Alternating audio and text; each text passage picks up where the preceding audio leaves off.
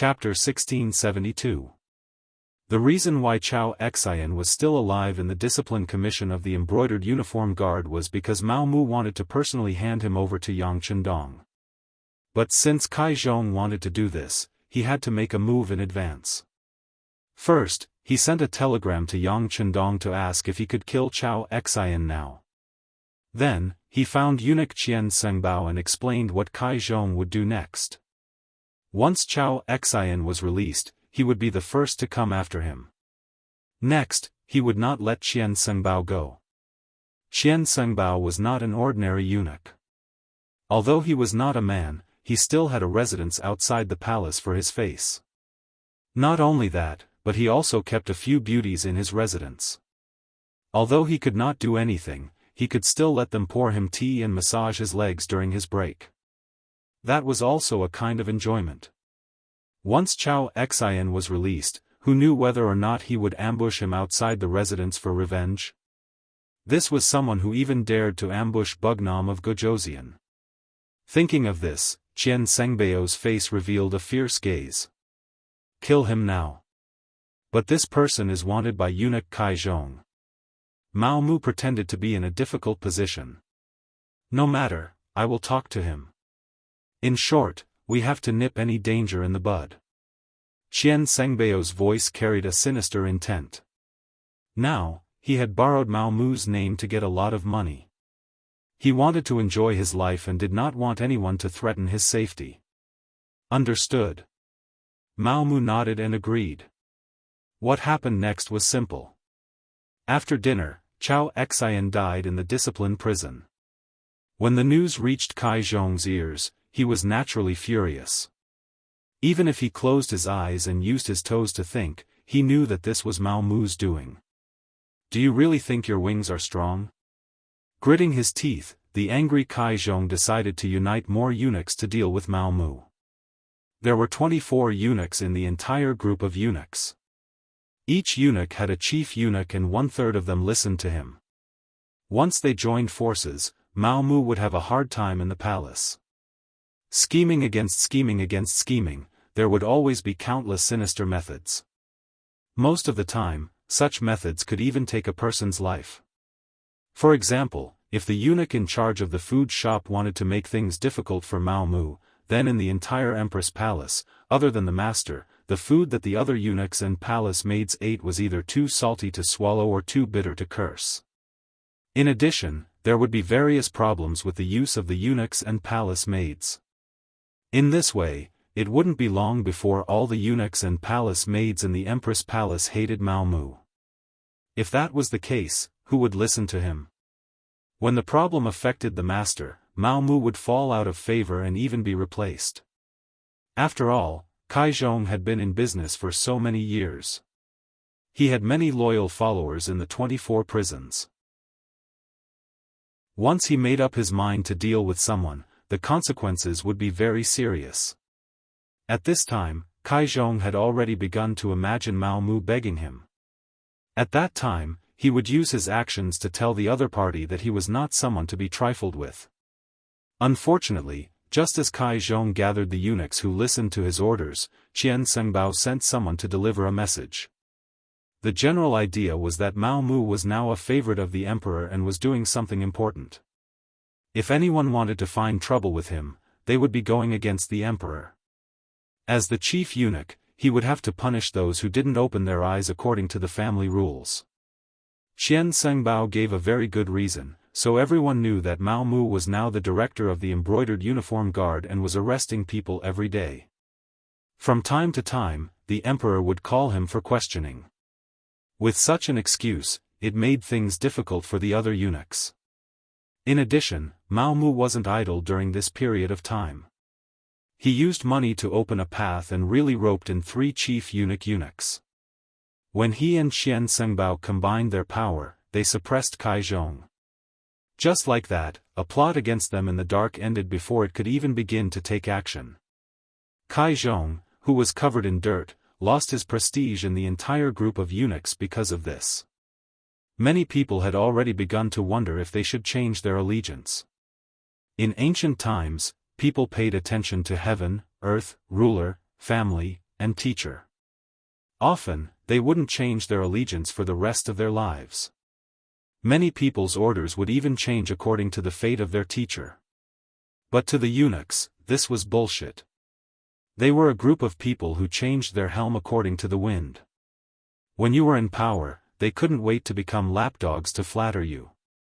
On the other hand, when you were in power, people who didn't know you would step on you in order to vent their resentment of a man who was no longer a normal man. Feeling the change in the other chief eunuchs, Kai Zhong became anxious. He knew that if he didn't do anything, what awaited him would be the eunuchs being disloyal to him. In the end, he was afraid that he would be abandoned by everyone and wouldn't be able to die a good death even if he wanted to. In for a penny, in for a pound. Since these chief eunuchs were unreliable, Kai Zhong used his authority to mobilize soldiers and horses to begin to obstruct the embroidered uniform guard from handling the case. The imperial horse supervisor was in charge of the imperial stable and the commander's seal, so he had his own private army. It was just that the number of people was small. Under normal circumstances, without a decree, they didn't dare to mobilize privately. But this time, in order to stifle Mao Mu's development and show his strength, Kai Zhong couldn't care less. Mao Mu didn't think that Kai Zhong would be so daring as to mobilize the imperial horse supervisor's men without a decree. For a while, many of the embroidered uniform guard who had been sent out to capture people came back saying that they had encountered difficulties. The people they wanted to capture were protected and they couldn't act without orders. Mao Mu was worried that he wouldn't have any evidence to use against him. After hearing the reports from his subordinates, he went straight to the Qingjing Hall where the emperor worked. Today, Qian Sanbao was on duty. He was standing beside Zhu Qizhen, waiting on the emperor to read memorials. A young eunuch came to report that eunuch Mao had come. "Let him in," Zhu Qizhen said without raising his head. But he quickly stopped writing. He wondered if Mao Mu had come to give him money. Did he need to send Qian Sanbao away? After all, this great companion wasn't bad. The only thing was that he was a bit greedy. He had always wanted the other party to take the initiative to hand over the money he had embezzled. Unfortunately, he hadn't seen any movement. If Mao Mu really came to give him money and he saw it, what would he do? Even if he handed over the money at that time, it would be equivalent to being forced. It wouldn't be considered taking the initiative to admit his mistake. While Zhu Qizhen was still thinking about these things, Mao Mu had already walked into the main hall. Then, with a plop, he knelt on the ground and said with an aggrieved expression, "Long live the emperor. Beloved official, why do you have to be so courteous? Is something the matter?" Zhu Qizhen's face carried a trace of surprise. Although the great Ming dynasty had a ceremony of kneeling, it wasn't done every time they saw the emperor. It was only done when they were particularly excited or angry. Zhu Qizhen felt that something was wrong, so he asked this question. Using this question, Mao Mu raised his head and said, "Emperor, the embroidered uniform guard received orders to arrest people. Although there have been more arrests recently, they are all suspicious. There are also some people who have solid evidence and can be punished at any time. But I don't know why the emperor suddenly stopped arresting people and didn't give this official a decree. Right now, this official really doesn't know what to do." Huh? Zhu Qizhen was dumbfounded by these words. What stop arresting people? He didn't give such a decree. Out of curiosity, he asked, "Beloved official, what is going on? Tell me in detail." "Yes." Looking at Zhu Qizhen's confused expression, Mao Mu knew that this was done by Kai Zhong on his own. Since this was the case, this matter was easy to handle. This time, the other party definitely wouldn't be able to bear the consequences.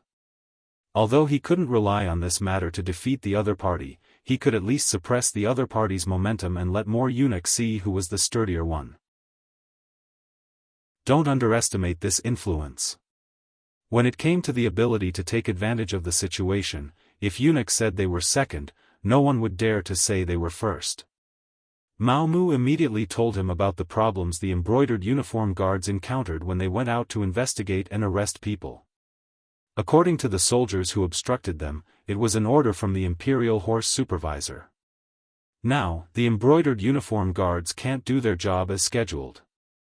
Some of the officials' attitudes have even become arrogant. On one hand, they say that the Yangxia is stronger than the Southern Ming. On the other hand, they also say that the Southern Ming court is wrong and the embroidered uniform guards are incompetent. They say that they can't even unify the government. How can such a country talk about winning wars? Enough. Zhu Qizhan, who was sitting on the dragon throne, was angry. Of course, this anger wasn't directed at Mao Mu. He hated Kai Zhong for not being able to accomplish anything, but more than enough to spoil things. He actually tried to tear down his own people. It was truly infuriating to hear. Seeing that Zhu Qizhan was angry, Mao Mu tactfully shut his mouth. However, he didn't forget to look at Qian Sengbao, who was standing to the side. Qian Sengbao understood the meaning behind Zhu Qizhan's gaze and knew that it was time for him to make an appearance. He nodded lightly and said, "Your Majesty, it must be said that eunuch Kai has been a little arrogant recently. He relied on the little bit of merit he made in the past and didn't put anyone in his eyes. Especially recently, I heard that many officials have already sought him out. There are even quite a few who want to acknowledge him as their godfather. Hee, how laughable is it when you think about it? A scholar actually wants to acknowledge Kai Zhong, who is illiterate, as his godfather. If this trend isn't properly suppressed, I'm afraid that there will be trouble in the end. It might even lead to a conflict between factions. This subject is thinking that there won't be a day when these officials won't even look at imperial edicts. They won't know who your Majesty is and will have to act according to his wishes." Qian Sengbao's words weren't just sprinkling salt on the wound. He was clearly stabbing it with a knife. Moreover, he was stabbing it again and again, as if he wanted to chop the flesh into pieces. What Zhu Qizhan disliked the most and was most apprehensive about was fighting between factions. It wasn't just him. Any emperor would be displeased. Chapter 1673. Once there was a factional conflict, not only would it cause chaos in the court, it would also create an awkward situation where the emperor could not leave the palace. Since ancient times, whenever there was a sign of such a conflict, it would be severely suppressed. Many times, the result of such suppression was the loss of the emperor's power and the weakening of the country.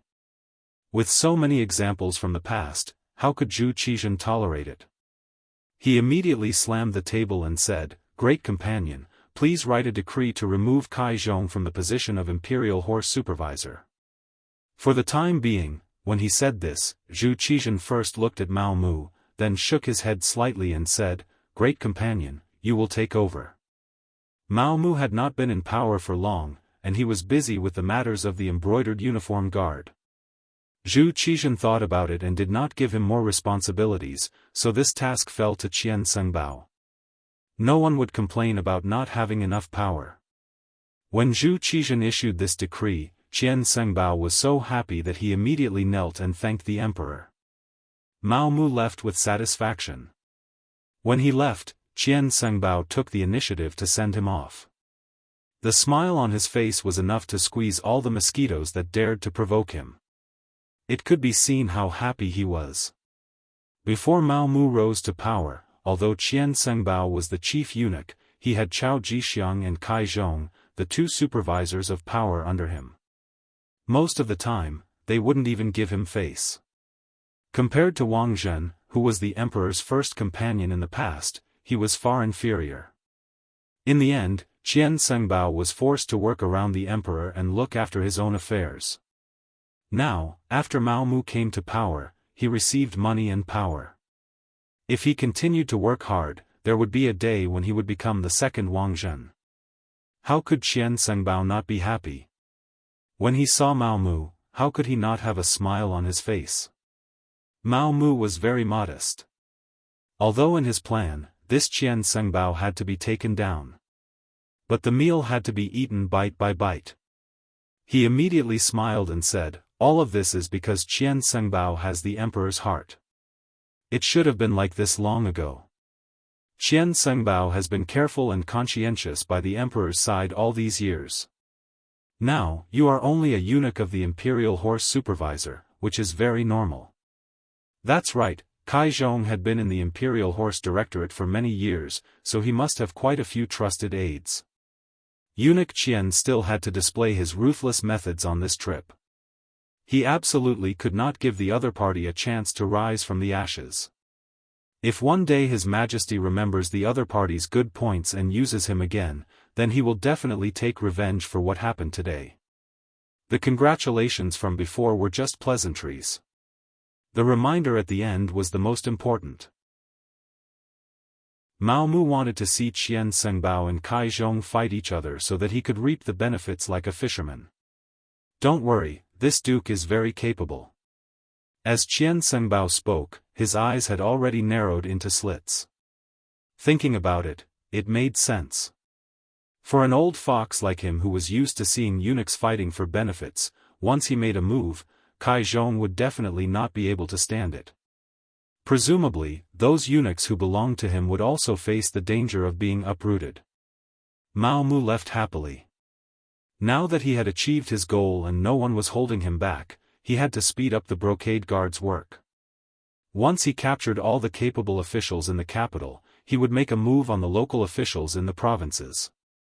When he wanted Yang Xie's army to pave the way, no one would dare to stand in his way. Qian Sengbao did not disappoint. Soon after, he took the imperial edict written by Zhu Qizhen and went to the imperial horse directorate. From then on, Kai Zhong became one of the chief eunuchs with no power. The ferocity of the situation was completely out of Kai Zhong's expectations. He was still waiting for Mao Mu to come and beg for mercy. Who would have thought that Mao Mu would ignore him and directly report the matter to His Majesty? His Majesty even listened to Mao Mu's words and directly punished Kai Zhong. Although he did not do anything to Kai Zhong, when he was stripped of his power, it was like taking away half his life. What made Kai Zhong even angrier was Qian Sengbao's actions. In just half a day's time, the entire imperial horse directorate had been replaced. Those who were loyal to him had been demoted to other directorates, and had been demoted from eunuchs with real power to minor eunuchs. Based on the history of internal strife among eunuchs, it was needless to say that after being demoted from a high and mighty position, what awaited them would be worse than death. It would definitely be a fate worse than death. Because of this, even if there was a day when His Majesty remembered him again and ordered him to return to the Imperial Horse Directorate, it would take a lot of time for him to raise a group of people again. Kai Zhong was still Kai Zhong. He would not resign himself to death like this. He had to retaliate. He was already thinking of what to say. He wanted to see His Majesty and complain to His Majesty. Based on his past achievements, he believed that as long as His Majesty remembered their old friendship, he would be able to rise again. The next morning, after Zhu Qizhen had a court meeting, he learned that Qian Sengbao was not at the emperor's side and had instead gone to the Imperial Horse Directorate. Kai Zhong directly went to visit and had one of his trusted eunuchs by the emperor's side report that he wanted to see the emperor. That day, Zhu Qizhen was in a very bad mood. He found that the number of people in the imperial court, which was held once every 3 days, had decreased by a lot. In order to maintain the operations of the imperial court, he had no choice but to quickly promote officials. However, when he thought about how many of the officials were still inexperienced and were still young, it was still unknown whether they could take charge of the various yamens and make the huge machine that was the Southern Ming Empire operate normally. Just as he was in a bad mood, he looked at the list of officials to be promoted sent by the Ministry of Appointments. When he saw that there were many names that he had not heard of before, his brows furrowed again and again. The emperor managed the officials managed the small officials managed the small officials, and the small officials managed the common people. This was the basic structure of a country. The emperor only needed to win over the hearts of the officials, and it was the same as controlling the world. However, when he had not heard of the names of the officials, could the emperor still manage them well? Would they be able to work with him and deal with the affairs of the state? At this moment, Zhu Qizhen's heart could not help but waver. Should he release the officials that the embroidered uniform guard had captured? This was just a thought, and he quickly rejected it. It was not for any other reason, but because these were all problematic officials. Once they were released and regained power, what would happen if these people no longer supported the Southern Ming Empire and instead supported the Yangxia Empire? Wouldn't that be the same as helping the enemy? Forget it, I hope that these new officials can quickly grow up. As he comforted himself like this, a eunuch came to report that eunuch Kai Zhong was outside the hall and was requesting an audience.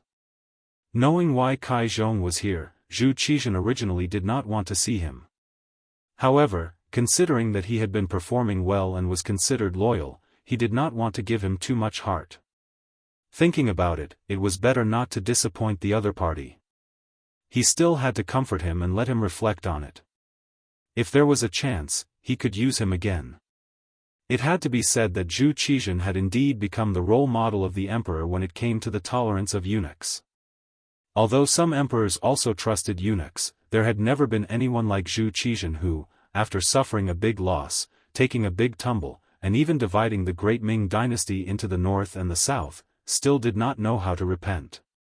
Kai Zhong had grasped Zhu Qizhen's mentality and dared to take the initiative to request an audience.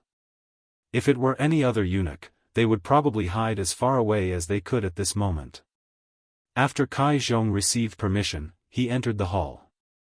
As soon as he entered the hall, he knelt on the ground with a plop. Following that, his face was covered in tears. First, he stated that after dividing the great Ming dynasty between the north and the south, he had traveled from the northern Ming dynasty to the southern Ming dynasty without hesitation. He had traveled thousands of miles just to seek refuge with the emperor. This was because he believed that the emperor was the sacred lord and definitely could not be compared to the despicable Zhu Qiyu. After coming to Yingtian Prefecture, he also worked conscientiously. When he saw the southern Ming Empire under Zhu Qizhen's rule, he was overjoyed and so on, and the southern Ming Empire's strength increased greatly. These were all to show off his achievements and flatter Zhu Qizhen in disguise. This was also a trick that Kai Zhong often used. This trick was indeed effective. Zhu Qizhen sat on the dragon throne with a satisfied expression on his face. This was a person who was conquered by his charisma. This was enough to prove that he was more suitable to be the emperor than Zhu Qiyu. Seeing that Zhu Qizhen's mood had improved, Kai Zhong began to complain tearfully. He said that Qian Sengbao and Mao Mu had joined forces to deal with him and that they could not bear to see others better than them. The reason why he used the power of the Imperial Horse Supervisor was to check and balance the power of the Imperial Horse Supervisor. It was true that the Imperial Horse Guards had arrested too many officials recently, and many of them did not have any problems. It was only because they joined the observation group and saw how powerful Yangxia was that they came back and complained a little. Besides, the observation group was decided by the emperor. How could there be a mistake? It would have been better if Kai Zhong did not mention this. When he mentioned this, Zhu Qizhen's expression changed. Speaking of which, there were three things that Zhu Qizhen regretted the most in his life. First, he should not have listened to Wang Zhen's words and personally led the army. This led to the defeat of the Tumu fortress and divided the great Ming Empire into the northern and southern Ming empires. Second, he should not have let Yang Chendong leave. If he had kept Yang Xie by his side and used his ability to help him, all of Yang Xie's achievements would have been his. This point was somewhat taken for granted. If he had kept Yang Chendong, it would be hard to say if he would have been able to put him in an important position or if he would have listened to him. After all, if an official's ability was too strong, the emperor would always be afraid of him. Over time, once the official's achievements were too great, he would be killed. Third, the matter of establishing the observation group. Originally, he wanted to see how the other party was developing so that he could know himself and the enemy. If possible, he wanted to learn from the other party's advanced things. However, he did not expect that Yang Xie was too powerful. The members of the observation group actually developed a mentality of fear and brought this atmosphere back to the capital. As a result, the expressions of the officials below changed. Before the war had even begun, everyone was already in a state of panic. The theory of failure had become a mainstream. This was why he had no choice but to use the Imperial Horse Guards to suppress this matter. Chapter 1674. Zhu Qizhen wished that no one would mention such a regretful thing, but Kai Zhong took the initiative to mention it. Listening to him, he was the one who sent the observation group. Even if there was a problem, he should be responsible. This could be considered as provoking his anger. Without waiting for Kai Zhong to continue, Zhu Qizhen asked angrily, "What do you mean many officials have no problem? Do you mean they gave you money, so there's no problem?" Kai Zhong, who was talking non-stop, was suddenly interrupted and then asked such a question. For a moment, he was stunned and shocked. He didn't expect the emperor to know about this matter. More importantly, the emperor actually made this matter public. Normally, even if the emperor knew about some things, he would not say it publicly. He would only give a limited reminder. This was the scheming of an emperor. If he did not say anything clearly, he would let his subordinates think about it themselves. Often, this would have a greater effect of intimidating people. For a long time, Zhu Qizhen had done this. It indeed had a very good deterrent effect, so that the officials were a little afraid of the emperor. But what did it mean to say it publicly? Was he going to turn hostile? Perhaps it was because Kai Zhong had followed Zhu Qizhen for too long and had always received the emperor's favor that he had begun to forget his own identity. He didn't think about it. He was just a eunuch, and he thought that the emperor would fall out with him. It would only take a few words to punish him. What was so difficult about that? At first, he was stunned. He was a little stunned by Zhu Qizhen's words. After he quickly reacted, his face suddenly changed and he broke out in a cold sweat. He knew that if he didn't make things clear today, not only would the emperor make a decision for him, he was afraid that he wouldn't be able to make a comeback in the future. At that moment, Kai Zhong knelt on the ground with a plop and repeatedly admitted to being guilty. When he raised his head, he said, "Your Majesty, this official was protecting those officials. And Mao Mu also had a part in this matter. The money that those officials sent ended up in his hands, Your Majesty." He had no choice but to accuse Mao Mu. In Kai Zhong's opinion, there weren't many people by the emperor's side now. Mao Mu was very favored now. If he could pull this person in, presumably, even if it was for Mao Mu's face, this matter would be reduced to a small matter. As long as he could get through this, he would keep a low profile for a while. When the time was right, he would rise again. He thought that he found a scapegoat and Zhu Qizhen would let him off. Eunuchs also had to do things. He couldn't arrest everyone.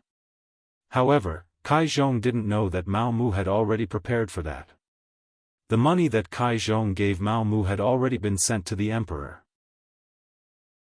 To be honest, Mao Mu didn't lack money, or Yang Chendong didn't lack money at all. Not to mention the money that was given to Zhu Qizhen.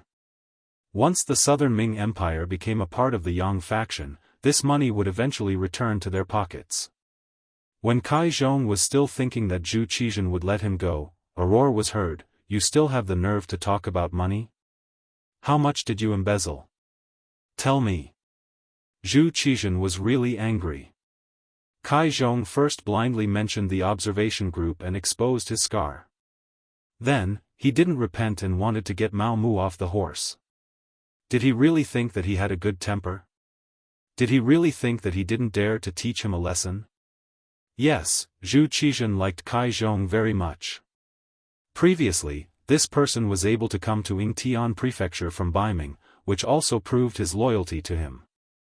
However, to become a suitable subject, loyalty wasn't enough. He also needed to be capable. Not only was he incapable, but he was also very greedy. When he encountered a problem, he didn't want to admit his mistakes. He even wanted to get others off the horse to achieve his goal of making him hesitate. Such a person couldn't be easily forgiven. This. Zhu Qixian's reaction was completely out of Kai Zhong's expectations.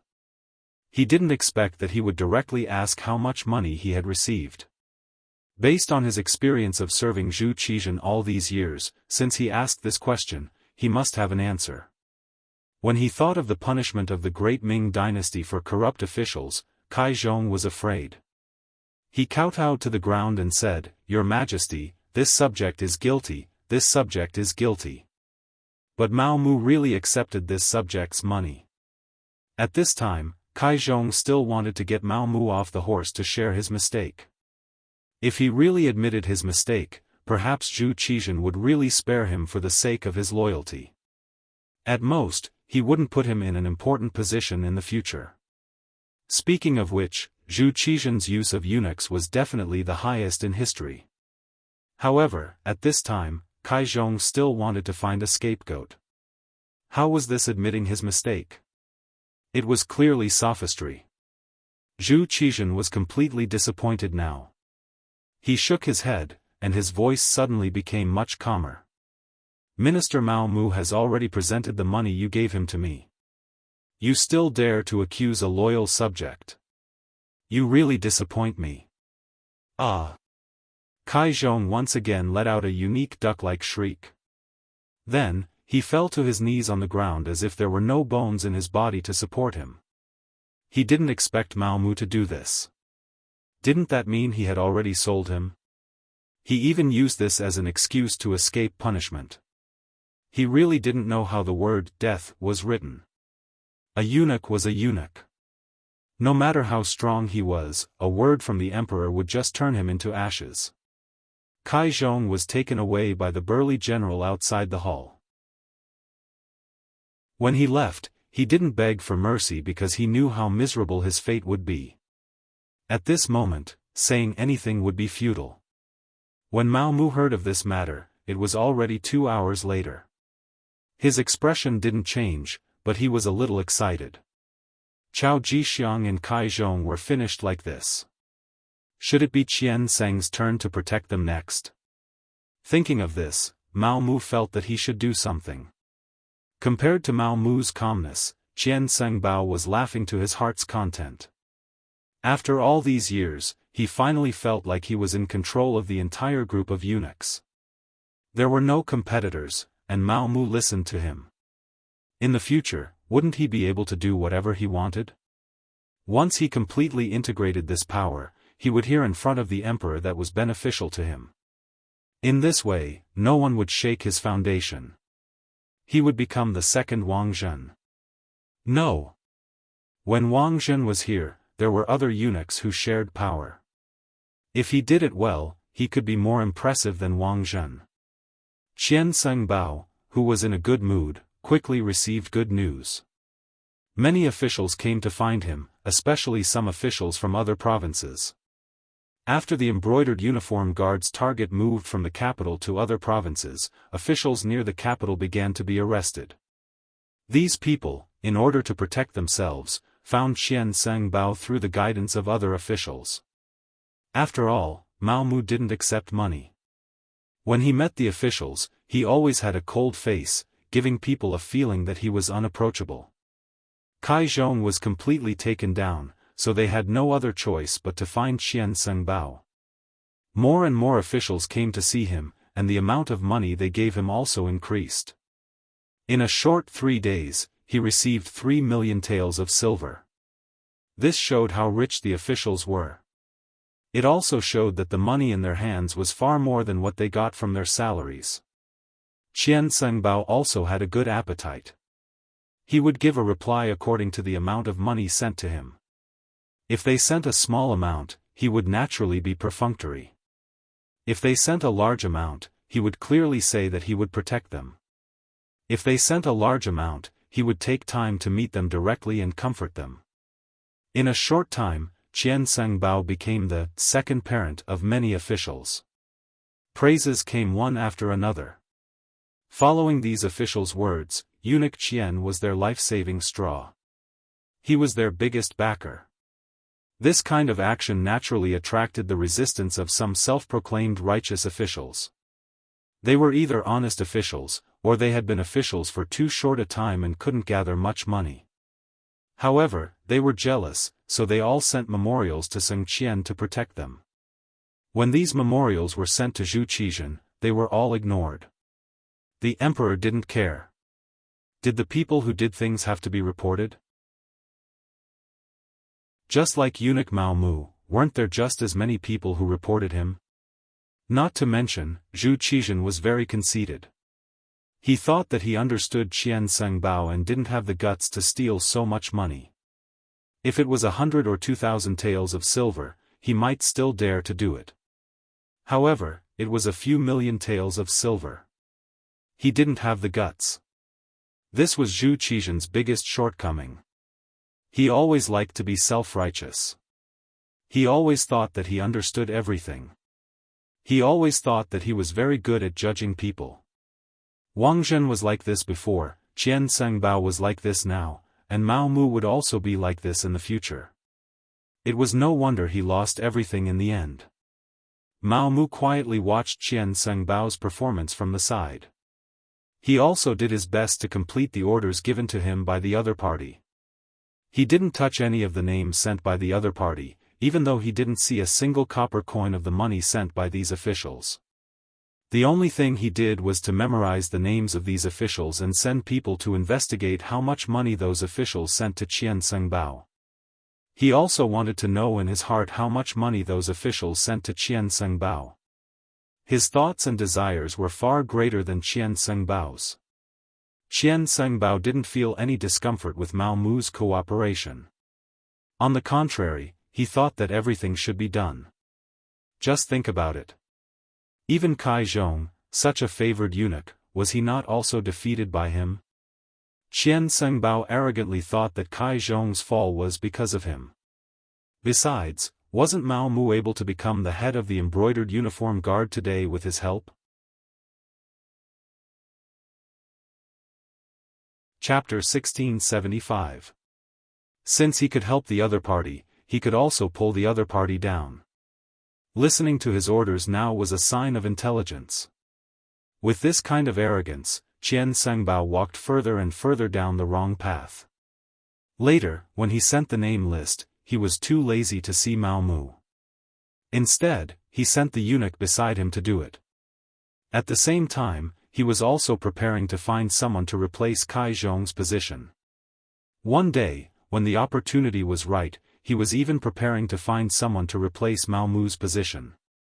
No matter how obedient Mao Mu was, it was not as good as someone he personally trained.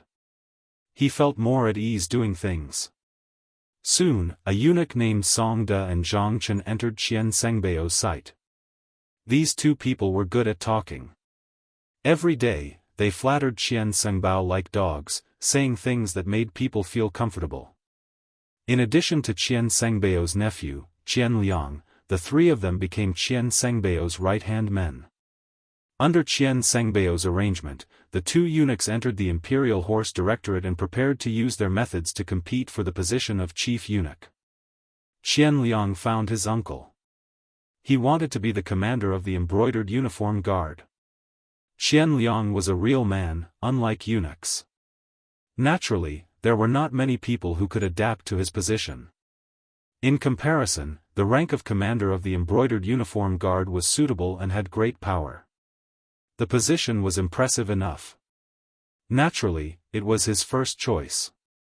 This was not the first time Qian Liang had asked for it. In the past, Qian Sengbao had refused, saying that he needed to train. In fact, he wanted to earn money. According to his discussion with Mao Mu, the position of commander was worth 500,000 taels of silver. This did not include the monthly filial piety. But now, with so many officials giving him gifts, he didn't lack this small amount of money. He immediately agreed to his nephew's request. First, when he was serving Zhu Qizhen, he revealed how capable his nephew was. With the imperial favor and trust, Qian Liang became the commander of the embroidered uniform guard as he wished, a third-rank official. Qian Liang happily took up the position. After he arrived at the embroidered uniform guard, he boasted of being the boss and began to give orders.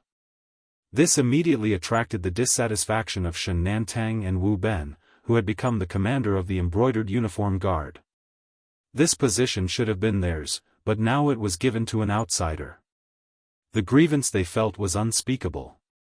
But it didn't mean that they couldn't do anything.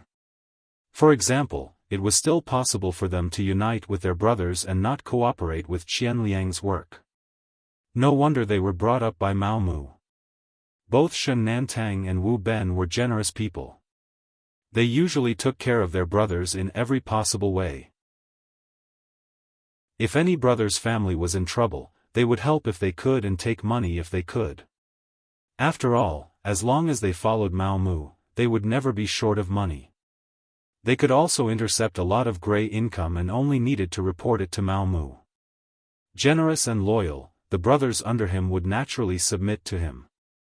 When Qian Liang found that no one was listening to him after working for a whole day and everyone was patronizing him, he got angry.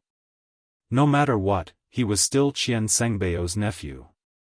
He was taught by Qian Sengbao, so he still had some ability. At that moment, he thought of the method his uncle taught him. He wanted to rope in a group of people by himself to achieve the goal of fighting for the right to speak. However, the greedy Qian Liang was unwilling to spend money. When facing some of the embroidered uniform guard brothers who were on the sidelines and didn't have much ability, even if he went out to eat with them, they still had to pay. Gradually, after everyone knew Qian Liang's nature, in just a few days, everyone stopped paying attention to this commander. When you didn't get anything in return, who did you think you were, a fool? Qian Liang found that the brothers around him were getting fewer and fewer. When he was about to become a commander without an army, he finally felt powerless. He had no choice but to ask his uncle, Qian Sengbao, for help. Soon, Mao Mu received a message from a little eunuch sent by Qian Sengbao, asking to see him. In this period of time, Mao Mu had also cultivated a lot of trusted eunuchs. Among them, the most outstanding one was the eunuch called Zhu Tao. Under Mao Mu's intention, he was promoted to the position of deputy chief eunuch in the Empress Palace. Usually, when he wasn't here, it was Zhu Tao who took care of all kinds of things. Godfather, eunuch Qian didn't come with good intentions. Zhu Tao's face was full of worry. When the little eunuch came to deliver the message, he happened to be present. Because of Mao Mu's trust, he also knew that Qian Liang had hit a wall in the embroidered uniform guard. Regarding this, Zhu Tao had always been worried. He meant to worship Qian Liang like a bodhisattva. No matter what, he was still eunuch Qian Sengbao's nephew. This kind of superficial work still had to be done. If it was in the past, Mao Mu could only do this. However, now that Kai Zhong had fallen from power, Chao Jixiang's power had been uprooted, and only Qian Sengbao was left. He really wasn't afraid of anything. At worst, everyone would fight. Speaking of which, he had a lot of evidence in his hands. Once he took it out, he was afraid that Qian Sengbao wouldn't be able to bear the consequences. That's right, little Taozi. You're right. This time, I'm afraid eunuch Qian will come to make things difficult for this eunuch. Mao Mu nodded. He agreed with this point of view, but he wasn't afraid. This was because taking down Qian Sengbao was originally one of his goals.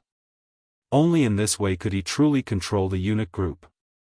Only then could he reach the left and right harem and even part of the imperial court's power when Yang Xie launched an attack. In order to achieve this goal, Qian Sengbao must fall. With a goal, he had to do it. Mao Mu had been preparing for this. But at the same time, he was also very clear that after all, he had followed Zhu Qizhen for so many years and was called a companion. It wasn't so easy to take down Qian Sengbao. If he didn't do it well, he would be in trouble if he couldn't take down the other party. Therefore, he needed a bigger opportunity. Just last night, the group that contacted him had already sent the opportunity to him. The next problem was how to implement it. Now that Qian Sengbao asked him to go over, it was the right time to throw out the bait. He got up and walked calmly in the direction of Qinzheng Hall. Along the way, Mao Mu had already thought about how to face Qian Sengbao and how to answer when questioned. As expected, in the room where Qian Sengbao was resting, Qian Liang was standing beside him. When Mao Mu walked in, Qian Liang immediately had an arrogant look and didn't even look him in the eye. Mao Mu was like an old monk in meditation. He didn't have any reaction to all this. But when he came in front of Qian Sengbao, he bowed respectfully and looked like he was waiting for the emperor's orders. After all, Mao Mu was now the director of the genie guards and was an acquaintance of the emperor and empress. Qian Sengbao couldn't be too arrogant. So he first squeezed out a smile and then said with a smile, "Eunuch Mao, you're here. Have a seat." "I don't dare. In front of Eunuch Qian, how can I have a place?" Mao Mu replied very low-key. "Ha." Qian Sengbao was very impressed with Mao Mu's attitude. Mao Mu was the kind of person who was very obedient. Basically, he would do whatever Qian Sengbao asked him to do. Not only that, but he was also very respectful every time they met. If it wasn't for the matter of his nephew, Qian Liang, he wouldn't be able to find any fault with him.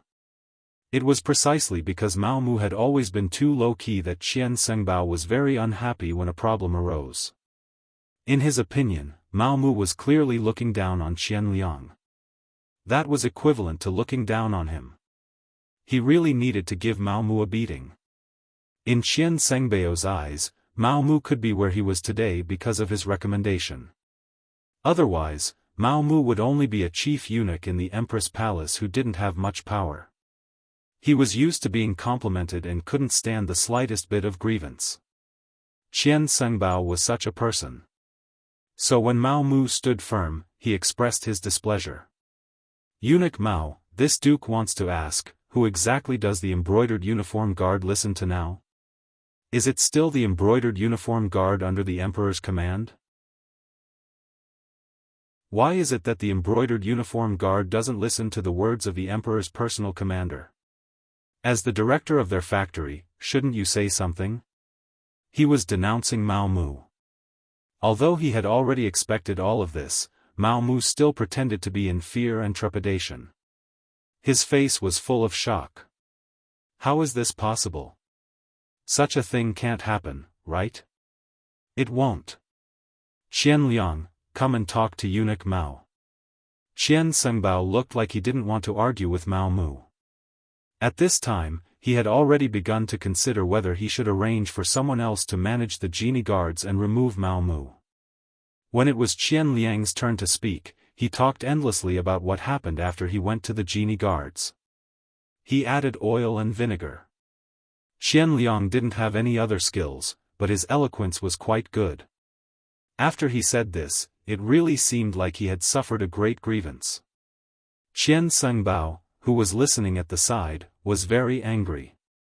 Even Mao Mu had an indignant look on his face as he roared, these people are too outrageous. They should all be captured and killed."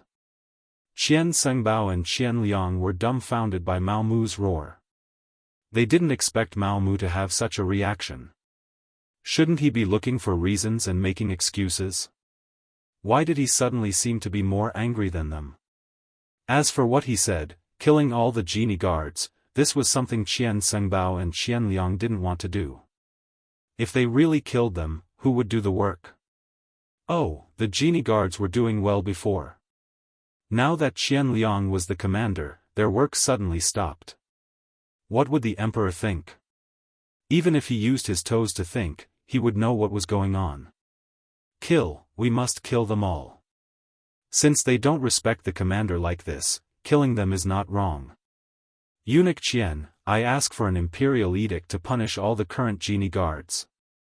If it doesn't work, we'll kill more than half of them. This way, we'll see who dares to not listen to the commander's orders." Mao Mu didn't seem to be joking.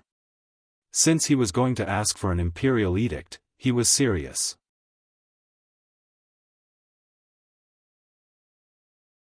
Chapter 1676. Of course, Qian Sengbao wouldn't agree. Although he was very angry that the embroidered uniform guards didn't obey his nephew's orders. But if he had to kill them all because of this, he would not do such a thing. Therefore, the person who should be condemning him became the one who comforted him. Ayaya, eunuch Mao, calm down, calm down. You can't do things like this.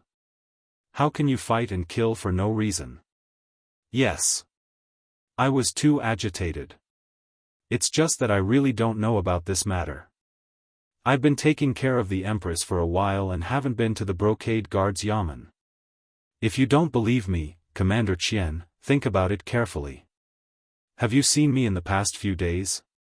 Mao Mu knew that he had the upper hand, so he stopped and asked Qian Liang. Qian Liang thought about it carefully and found that it was true. He immediately replied, that's right. I haven't seen eunuch Qian in the embroidered uniform guard these few days. That's right. It's all a misunderstanding. However, it doesn't matter. I'll go to the embroidered uniform guard and gather those brats. I'll give them a good lecture and have Commander Qian give them a good lecture.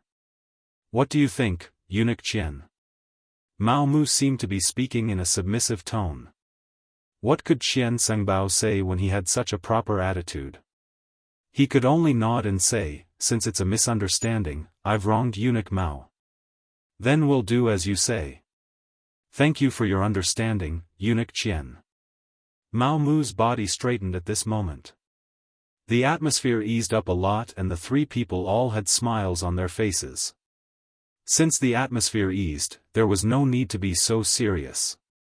Mao Mu said, eunuch Qian, Commander Qian, it's not difficult to deal with these embroidered uniform guards. You can do it from two aspects. The first is to give them money.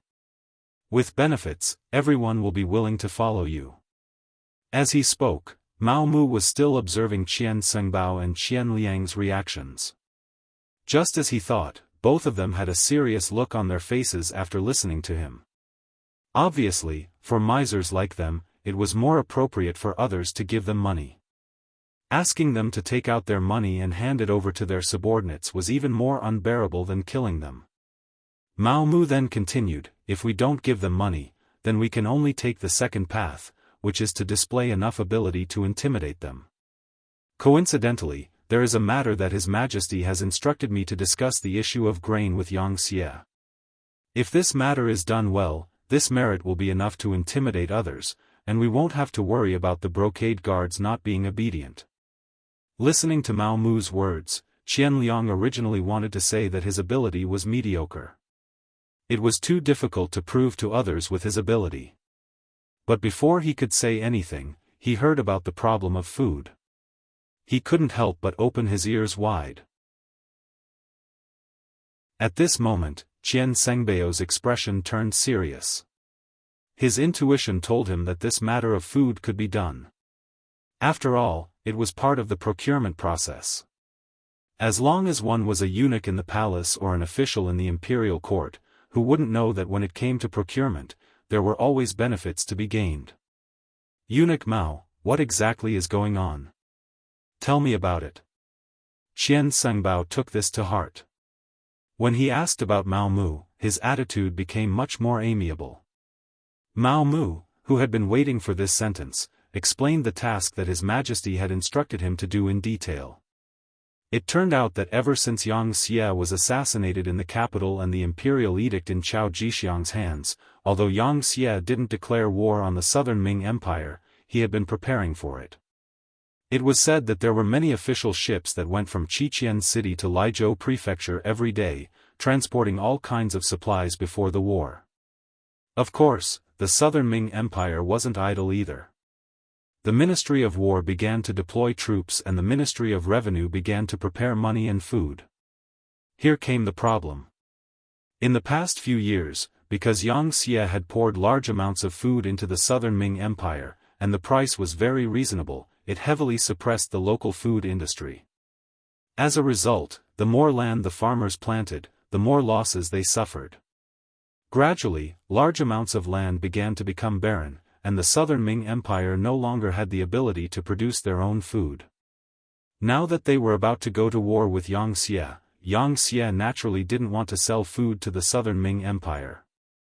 Although in the past 2 years, the officials of the southern Ming Empire had seen through the problem and increased the amount of food they bought, and they had accumulated some food. However, if they only sent out and didn't receive any food, they wouldn't be able to last for long. For the southern Ming Empire that was about to go to war, this was an extremely dangerous matter. The emperor saw the problem and handed the matter to the embroidered uniform guards, telling them to discuss with the officials of Xianxia about the matter of purchasing food. After all, the two sides hadn't declared war yet, right? Moreover, in the previous negotiations, it was agreed that the southern Ming Empire could continue to buy food, but the price would be raised by 30%. A 30% price increase was still acceptable to the southern Ming Empire. What they were afraid of was that the Xianxia wouldn't sell food. That would be the worst-case scenario. Regarding this matter, we also sent people to discuss with the officials of Xianxia. The other party also revealed a certain amount of information. It's not that they don't want to sell food. After all, the Xianxia boasted that they wanted to bring the Han people to the peak of the world. The southern Ming Empire is full of Han people, and they can't just watch the people starve to death. However, they still want to raise the price. This is something that the emperor can't accept. Our embroidered uniform guards are responsible for buying food at a 30% price increase to prepare for war. Mao Mu said a lot in one breath.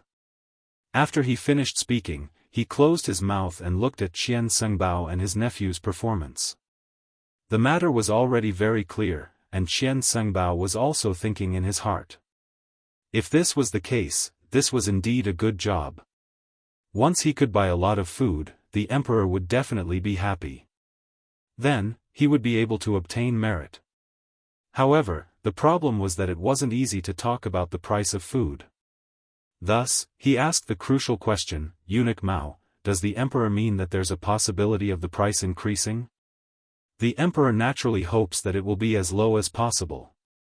However, the food is now in the hands of others. Of course, it's not up to us to decide. If it must increase, then we can only accept it. Mao Mu spread out his hands, and there was a hint of helplessness on his face. This meant that there was room for fluctuation.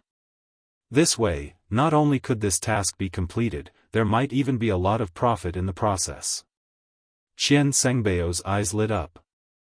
He had already decided to accept this task for his nephew. When he looked at Mao Mu, he didn't blame him at all. Not only that, his eyes were filled with admiration. It seemed that he had really wronged him before. If Mao Mu really didn't want Qian Liang to be the commander, then why would he mention such an important task? When he thought about how he had wronged him, a trace of guilt flashed across Qian Sengbao's face. He then said, Eunuch Mao, it was indeed a misunderstanding. I have wronged you. How about this, Qian Liang will accept this task. When you return, please hand over the relevant matters. What do you think? This. Everything will be done according to Eunuch Qian's wishes. Mao Mu pretended to hesitate for a moment, then agreed. As for whether the other party would gain merit because of this, sorry, this was originally a trap. Qian Liang was willing to fall into it, so he couldn't blame others.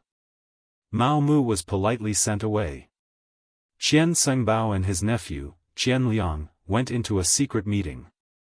Because of the big trouble, Qian Sengbao even called the eunuch, Songda, to help Qian Liang. After that, he repeatedly reminded Songda that the matter must be done well so that he could show his face in front of the emperor.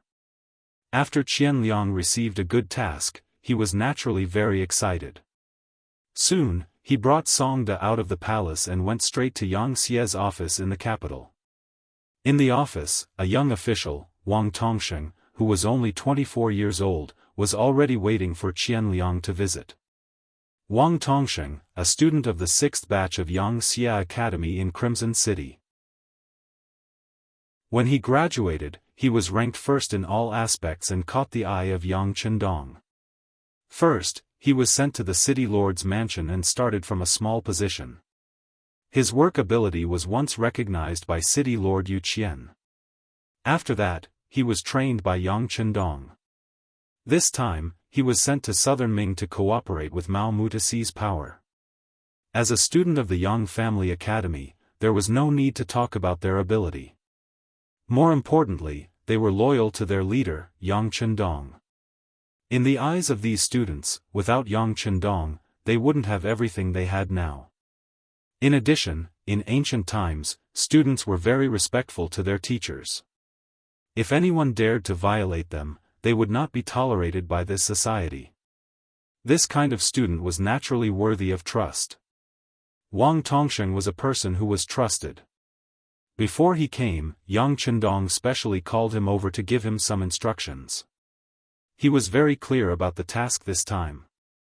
Therefore, when he heard that someone in the office reported that the commander of the Southern Ming Brocade Guards, Qian Liang, had come to visit, a smile flashed across his face. The fish had taken the bait. Not only Qian Liang, but many well-informed people from the Southern Ming Empire also knew of Yang Xi's strength. Unknowingly, they had developed the thought of being inferior to him. Therefore, as soon as he entered the office, Qian Liang put away his arrogance and became cautious.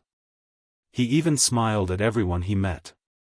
For someone like Qian Liang, if he was born during the anti-Japanese war, he would be a complete traitor. After being led to a room, Qian Liang saw Wang Tongsheng. However, it was different from what he imagined. Wang Tongsheng immediately asked greedily, "Commander Qian, right? Such an important position must be very rich. This is the first time we meet. Do you have any greeting gift?" Qian Liang had never experienced such a thing. The moment they met, they immediately asked for money. Even the most savage and unscrupulous group of eunuchs in his eyes didn't seem to do things so blatantly. For a moment, he was stunned. Qian Liang didn't respond. Wang Tongsheng was very angry. He waved his hand and said, "Since you didn't prepare a greeting gift, you can go back. This official is tired today. We can talk about the food another day." Chapter 1677. Ah!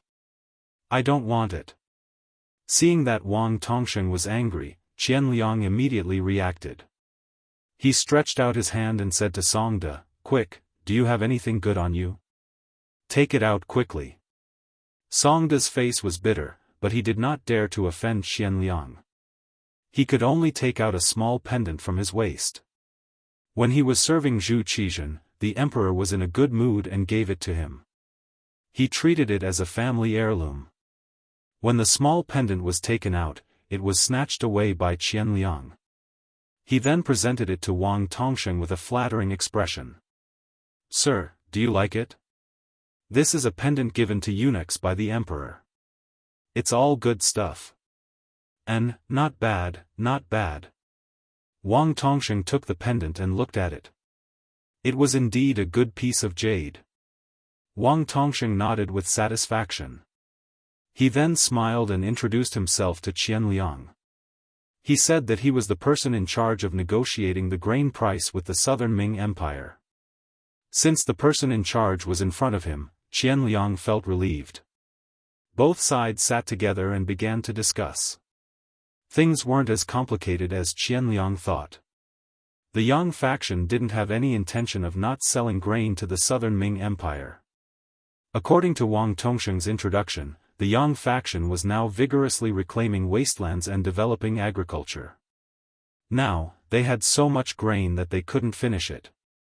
Although they had built many granaries, they still couldn't store the grain. If this continued for a long time, there was a possibility that the grain would rot. This was also why the two sides were discussing the issue of grain sales when they were about to go to war. Hearing this, Qian Liang's eyes lit up. He felt that he had met a wooden club. This kind of confidential matter should not be easily announced. Now that the other party had told him everything, wasn't that the same as revealing the bottom line in advance? Wang Tongsheng did not seem to have this awareness. He continued, "Of course, we can sell the grain to you. The key is the problem of price. Sai, to be honest, as a Xianxia official, it is hard. You don't know. Although we seem to be treated well, there are too many people relying on me. I pity my wife and 6 concubines. How am I going to feed them?" As they chatted, Wang Tongsheng began to talk about his own difficulties. Qian Liang was stunned when he heard this. He didn't understand. How many concubines you have and how many people you need to feed is none of my business. Is there any meaning in telling me these things? On the other hand, Songde, who came along with Qian Liang, was a smart person. He saw something and immediately pulled Qian Liang, who was still in a daze, and then whispered something. Wang Tongsheng saw these small actions, but he didn't stop them. Instead, he picked up his teacup and drank his tea as if he didn't see them. After Songde bit Qian Liang's ear for a while, he quickly revealed a look of realization. He nodded, and when he looked at Wang Tongsheng, he asked in a probing tone, "Lord Wang, I understand what you mean. You can rest assured that once this matter is settled, you will be rewarded handsomely. But how much do you think is suitable for this price?" "Ha ha ha, Lord Qian is a smart man. Since that's the case, the price is easy to negotiate. You can set any price, but it can't be lower than the original price. It can't be more than 30% of the original price. Of course, the higher the price, the more manipulative it will be, and the more benefits we will receive." When he heard that it was only 30% of the original price, Qian Liang was naturally overjoyed. He opened his mouth and wanted to agree, but when he heard that the higher the price, the more benefits he would receive, he immediately shut his mouth and his mind began to wander. At the end of the day, there was nothing more practical than money. Money was the only thing that could be relied on and could save a life at a critical moment. As long as he had a large amount of money, so what if he didn't want to be a commander? He could be a rich man and enjoy life, couldn't he? The temptation of the silver made Qian Liang's eyes light up, but he still carefully asked, "Lord Wang, if that's the case, what if we double the original price of the unit price? But how much can we gain from this?" It wasn't a 30% increase, but a 100% increase. This way, there would be a lot of manipulation in the middle. Of course, the Southern Ming Empire would have to pay a great price for this. But who cares? The Southern Ming Empire belonged to the imperial court, the Zhu clan, and Zhu Qizhen. It didn't belong to the 3 of them, so why would they care so much? Double the original price, this price is not bad. Wang Tongsheng was very satisfied when he heard this. After thinking for a while, he said, "Then this official will report to Xianxia that the price has been increased by 50%. This way, this official will be able to account for it. This way, there will be 50% of the profits, enough for us to split, hee hee." "Ha ha ha, very good, very good." Qian Liang laughed heartily when he heard that there would be at least 25% of the profits. Neither side had expected the matter to progress so smoothly. However, they were both greedy people. What they cared about was getting the money in the bag. In order to get the silver as soon as possible without any accidents, Qian Liang stood and said, "In that case, I will report this matter to the court. I think there will be news soon." "Good, then I'll have to trouble Lord Qian. This official will wait here for your good news." Wang Tongsheng also stood up with a satisfied smile on his face. When he saw that Qian Liang and Songde were about to leave, he didn't forget to add, "Next time, don't forget to bring a greeting gift." This caused Qian Liang and Songde to stagger and almost fall to the ground. At almost the same time, a word appeared in their minds, "corrupt official." Because of this, the 2 of them trusted Wang Tongsheng even more. Because only such a corrupt official would do something that harmed the Xianxia, such as selling Xianxia's grain to the Southern Ming Empire at a low price. This gave them the opportunity to earn a large sum of money from the difference in price. Qian Liang and Song De left. They didn't know that when they walked out of Yang Xie's office, the greedy Wang Tongxing behind them had already returned to his original appearance. His expression was calm and his eyes were spirited. He didn't look like a greedy official at all. The two of them quickly returned to the imperial palace and saw Qian Sengbao and eunuch Zhang Chen who was serving him. Seeing that there were no outsiders, the two of them gave a detailed report of their meeting. They reported that Wang Tongxing had asked for a greeting gift the moment they met and reminded them to bring a greeting gift the next time they met. When Qian Sengbao heard this, he couldn't help but laugh. This Bugnam of Gojoseon, he's good at fighting and is also an excellent commander. However, when it comes to managing officials, he really isn't that good. However, this is also good. Otherwise, how can we earn money from this? Seeing that Qian Sengbao seemed to have agreed, Qian Liang went forward and said, "Uncle, this matter can be done. However, isn't doubling the original price a bit too much?" "Not much, not much." Qian Sengbao shook his head and said, "You don't understand the emperor's heart. What the emperor wants is to be able to buy grain and have enough war reserves. Besides, buying grain isn't a long-term plan. Didn't you see that the imperial court has already started preparing for spring? In the future, our land will also be able to grow grain and we won't need to buy from Yangxia. Therefore, we have to seize the opportunity in front of us to make a fortune. Otherwise, we don't know when we will have such an opportunity." Qian Sengbao was Zhu Qizhen's chief eunuch, so he naturally knew more. He also understood Zhu Qizhen's thoughts better than others. When Qian Sengbao said this, Qian Liang's eyes lit up as he said, "Uncle, since this is the case, then nephew should write a report?" "Yes, immediately write a report. Remember, you have to write down how you tried to persuade Yang Xie's officials. This is a good opportunity for you to make a name for yourself," Qian Sengbao instructed. Qian Liang nodded continuously, "Uncle, don't worry. Nephew knows what to do." "Oh right, of the 25% profit, 15% is to be filial to uncle. All these years, uncle has taken care of nephew so much. Nephew is very grateful." Seeing Qian Liang being so tactful, Qian Sengbao laughed in satisfaction. Then he patted Qian Liang's shoulder and said, "Well said, well said. Actually, uncle is old and won't live for long. In the future, uncle's money will be left to you." "Ha ha ha. Yes, yes." This scene of uncle and nephew being harmonious was seen by Songda and Zhang Chen. The two of them were envious. Why didn't they have such a good uncle? Qian Liang was a man of action. He quickly finished writing the report and even found a literate eunuch to polish it. Then, Qian Sengbao personally delivered it to Zhu Qizhen. Hearing that the matter of grain was settled, Zhu Qizhen was very happy. When he received the report, he sighed and said, "My wife is my beloved official. My wife's nephew is also not bad. Truly a family of two." Receiving such praise, Qian Sengbao was very excited.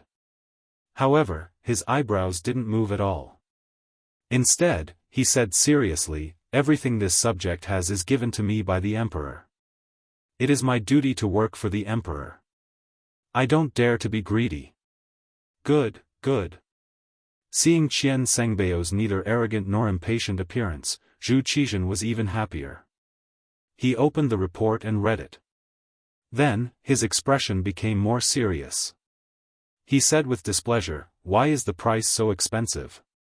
Our financial pressure is too great." Knowing that Zhu Qizhen would say this, Qian Sengbao quickly explained, "Your Majesty, there is nothing we can do about it. After all, we are going to war with the Yangxia. As two people who are going to be enemies, it is already very difficult for them to sell grain to us." This is also because Qian Liang used the reason that the Han people of the southern Ming dynasty don't have any grain to eat. If we use this as military grain, I'm afraid that the other side won't sell it to us even if we give them mountains of gold and silver.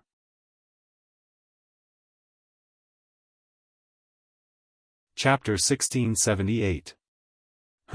That makes sense. Since that's the case, let's talk about it. But remember, you must buy more. No one knows how long this war will last. We must make more preparations. Zhu Qizhen felt that Qian Senbeo's words were reasonable and nodded in agreement. Since Zhu Qizhen agreed, Qian Senbeo's heart could be at ease. After leaving Qingjing Hall, he called Qian Liang and Song De and told them to immediately go to Yang Xie's office to settle the matter, so as to avoid any problems or the other party increasing the price. Then he took out a jade rui that the emperor had bestowed to him and said, "This is a meeting gift for Sir Wang. You must handle this matter well. Uncle, please rest assured." "Please rest assured, Qian Gonggang." Qian Liang and Song De agreed with a smile. After receiving the jade rui, they quickly made preparations and left the palace. In Yang Xie's office, Qian Liang once again met Wang Tongsheng. When he took out the jade rui, the other party was clearly very satisfied. The following conversation went even more smoothly. In the end, they settled on an agreement to buy 10 million sure of grain first. The salary of the great Ming dynasty's officials was very low. The 7th-ranked county magistrate of the Ming dynasty only had an annual income of 90 sure, which was less than 200 taels of silver. They also had to feed a large number of people. In order to dominate the entire southern Ming dynasty's market, Yang Xie sold grain at a very low price. 1 sure, about 120 caddies, was originally sold for 2 taels of silver by Yang Xie. Now, it was 4 taels of silver. 10 million sure was 40 million taels of silver. The actual payment to Yang Xie was only 30 million taels of silver. The uncle and nephew of the Qian family earned 5 million taels of silver. After the agreement was settled, Yang Xie's office began to transport the grain. Qian Liang said that the next time they met, he would bring money and make preparations to receive the grain. Both sides happily parted, but Wang Tongsheng still didn't forget to say that the next time they came, they had to bring a meeting gift. This made Qian Liang extremely angry. After this transaction, the other party could earn 5 million taels of silver. Wasn't that enough? They even wanted a meeting gift. They were even more greedy than him. After watching Qian Liang and Song De leave in a hurry, Wang Tongsheng said to one of his followers with a smile on his face, "Go and spread the news. The matter is done. We can start now." "Yes, sir." The follower replied and quickly left. Not long after, Mao Mu received news from the liaison team that they could take action. He rubbed his hands together and said to eunuch Zhu Hai, "Little Hai, let's act according to plan." "Yes, eunuch Mao." Zhu Hai's heart thumped wildly. As Mao Mu's trusted eunuch, he already knew that his father-in-law wanted to deal with Qian Sengbao. With the idea of making more good karma, Mao Mu walked forward and learned that Zhang Chen's mother was seriously ill and urgently needed money. Zhang Chen's father really had no choice. Only then did he think of his son in the palace who was no longer a healthy person. But at that time, Zhang Chen was just the lowest-level eunuch. He had no power, no influence, and no extra money. It was not easy to get some monthly allowance, but it was deducted by the eunuchs. There was not much left. Mao Mu took out 100 taels of silver at one time. Zhang Chen was so grateful that he wanted to kneel down on the spot. From then on, Zhang Chen became Mao Mu's man. However, because his level was too low, and Mao Mu was very low-key at that time, no one noticed this matter. From then on, Mao Mu kept giving Zhang Chen money. Zhang Chen was also a smart and capable person. Step by step, he became Qian Sengbeo's right-hand man and became his right-hand man. Mao Mu brought Zhang Chen to Zhu Qizhen to report to him about the food. When Zhang Chen knelt on the ground and told Zhu Qizhen everything he heard from Qian Sengbao, Zhu Qizhen's face was gloomy. He admired Qian Sengbao very much. He felt that Qian Sengbao's words and actions were in line with his temperament. Therefore, he kept him by his side and treated him as an existence like Wang Zhen. Wang Zhen grew up with Zhu Qizhen. Otherwise, he would not be called Zhu Qizhen's partner. In contrast, Qian Sengbao came to Zhu Qizhen's side later. The reason why he was called Zhu Qizhen's partner was a kind of commemoration. It showed that the emperor did not forget Wang Zhen in his heart. In fact, they were not at the same level at all. If Wang Zhen did something out of line, Zhu Qizhen would at most punish him verbally. After that, he would still be in an important position. But if it was Qian Sengbao, then it would be different. This was someone who could be replaced. After all, he was here to replace Wang Zhen.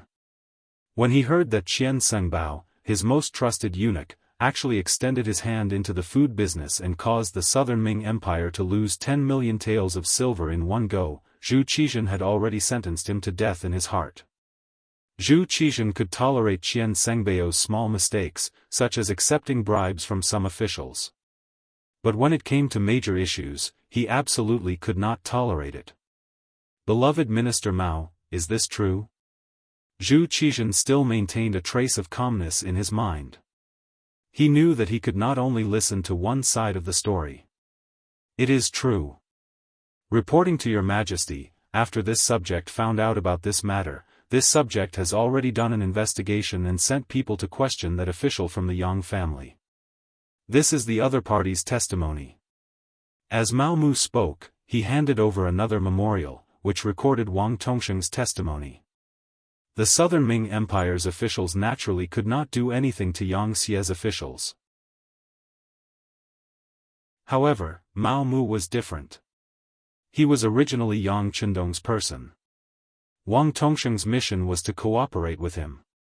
This time, he would naturally betray Qian Liang and the others. Zhu Qizhen reached out and took the memorial. After reading it, he was burning with anger. He sternly said, "Someone come, bring Qian Sengbao over to Zhen." As soon as the decree was issued, a small eunuch came over and knelt on the ground, trembling as he said, "Your Majesty, there are many officials outside. They are all looking for Qian Fengbao.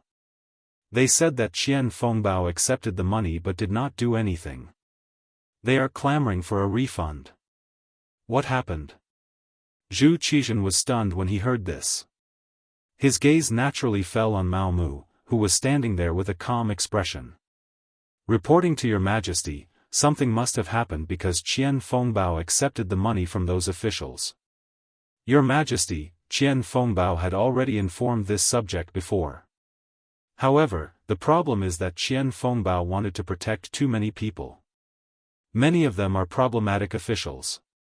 They said very negative things in private. They said that our Southern Ming Empire is not a match for Yang Xie. If we must go to war, it would be like smashing an egg against a rock. There were also some who persuaded our Southern Ming Empire to submit to Yang Xie. It is absolutely impossible to not capture such people. Otherwise, there will be a big problem. Qian Fengbao still wanted to protect them. This subject was also in a difficult position. However, considering the imperial court and our Southern Ming Empire, this subject still sent people to capture them. There was no need to say anything more. Zhu Qizhen had already figured out the whole story. He really did not expect that Qian Fengbao, who had always seemed very loyal, would become like this. He actually wanted to affect the Southern Ming Empire's plan with his own strength.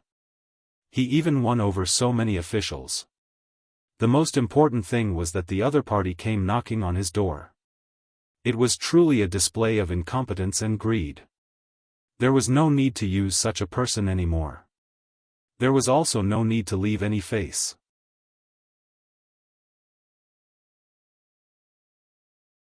Chapter 1679. Originally, he wanted to reprimand him to see if he had a chance to change. But after the official made such a fuss, Zhu Qizhen gave up all his fantasies. Beloved official Mao, arrest him. This subject obeys. Mao Mu showed a trace of hesitation. Of course, he wouldn't plead for Qian Sengbao, but he still had to act. After all, everyone knew that he was where he was today because of Qian Sengbao's help. This trace of hesitation was seen by Zhu Qizhen. He sighed in his heart at Mao Mu's benevolence and said, "All right, we know what you want to say. But Qian Sengbao's crime cannot be forgiven. You don't need to say any more. Go." Yes. Mao Mu knew that he had done what he needed to do. The next step was to uproot Qian's faction. Without Qian Sengbao, the entire group of eunuchs would be in his hands. This way, he could finally play a role in helping Yang Chendong. Think about it, with the help of these eunuchs, how could any of Nanming's actions escape Mao Mu's eyes?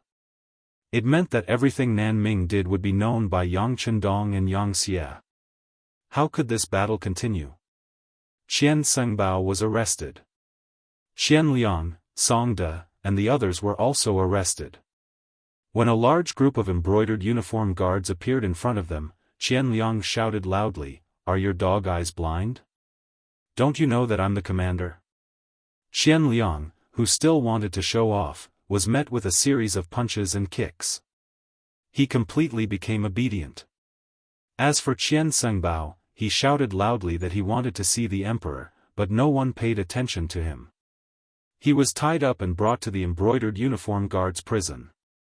In the prison, Qian Sengbao finally saw Mao Mu. Different from before, one was a prisoner, and the other was an official. When he saw Mao Mu appear, Qian Sengbao changed his decadent appearance and threw himself on the iron bars in front of the cage. "Eunuch Mao, quickly go see the emperor. Tell him that this official has something to say. This subject is innocent." At this time, Qian Sengbao still had a commanding tone, which really made Mao Mu unhappy. At this time, he didn't need to lower his head like before. He changed his attitude and raised his head. "What? Eunuch Qian still think that the emperor wants to see you at this time? Think about all the wrong things you've done. His Majesty has been accommodating you again and again, but how did you repay him? You embezzled 5 million taels of grain, you really have a big heart." After a round of sarcasm, Qian Sengbao, he roared, I know, it was all you, it was you, to me. You were the one who instigated me to take on this matter. Good, you. How? Looking at Qian Sengbao, who finally understood everything, Mao Mu only shook his head. A defeated general was no longer worth him wasting any effort on this person. She reached into her bosom and took out a piece of white silk and threw it into the prison. The emperor said that since you have served him for so many years, he will give eunuch Qian a dignified death. Kill yourself. Finishing, Mao Mu turned and left. Ignoring Qian Sengbao's angry shouts and pleas, he headed in the other direction of the prison. Wang Zhua, Chen Sun, and the other court officials were locked up there. After these officials were captured and sent to the discipline prison, they really didn't suffer much. They were arranged to be in a clean single room. Every day, they were fed well. There was paper, ink, and brush in front of them. On the surface, it was for them to report their problems, but on the surface, it was for them to practice calligraphy. After all, there was no entertainment in prison. Practicing calligraphy could calm the mind. Although Mao Mu had come a few times before, he had never had a deep conversation.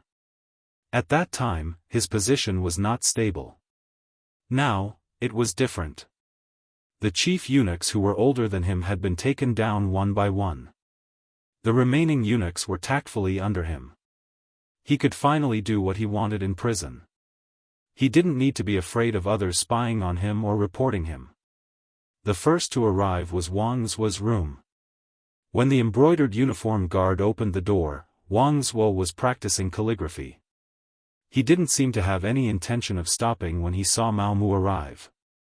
He had a feeling that Mao Mu was different from the other eunuchs. However, before the other party revealed his intentions, he wouldn't say anything. This one greets official Wang. When there was no one else in the prison, Mao Mu immediately gave a junior's greeting. Wang Zhuo finally put down the brush in his hand. He turned around and said, "Why is eunuch Mao doing this? Right now, you are an official and I am a prisoner. There is no need for such formalities." "No, official Wang is not a prisoner. You are not guilty. The reason why you were brought here is because I don't want you to work for the Southern Ming Empire. This is all Bugnam of Gojoseon's intention." Mao Mu finally decided to speak the truth. He also believed that at this time, Wang Zhuo should know what to do. As expected, when he said this, Wang Zhuo was stunned.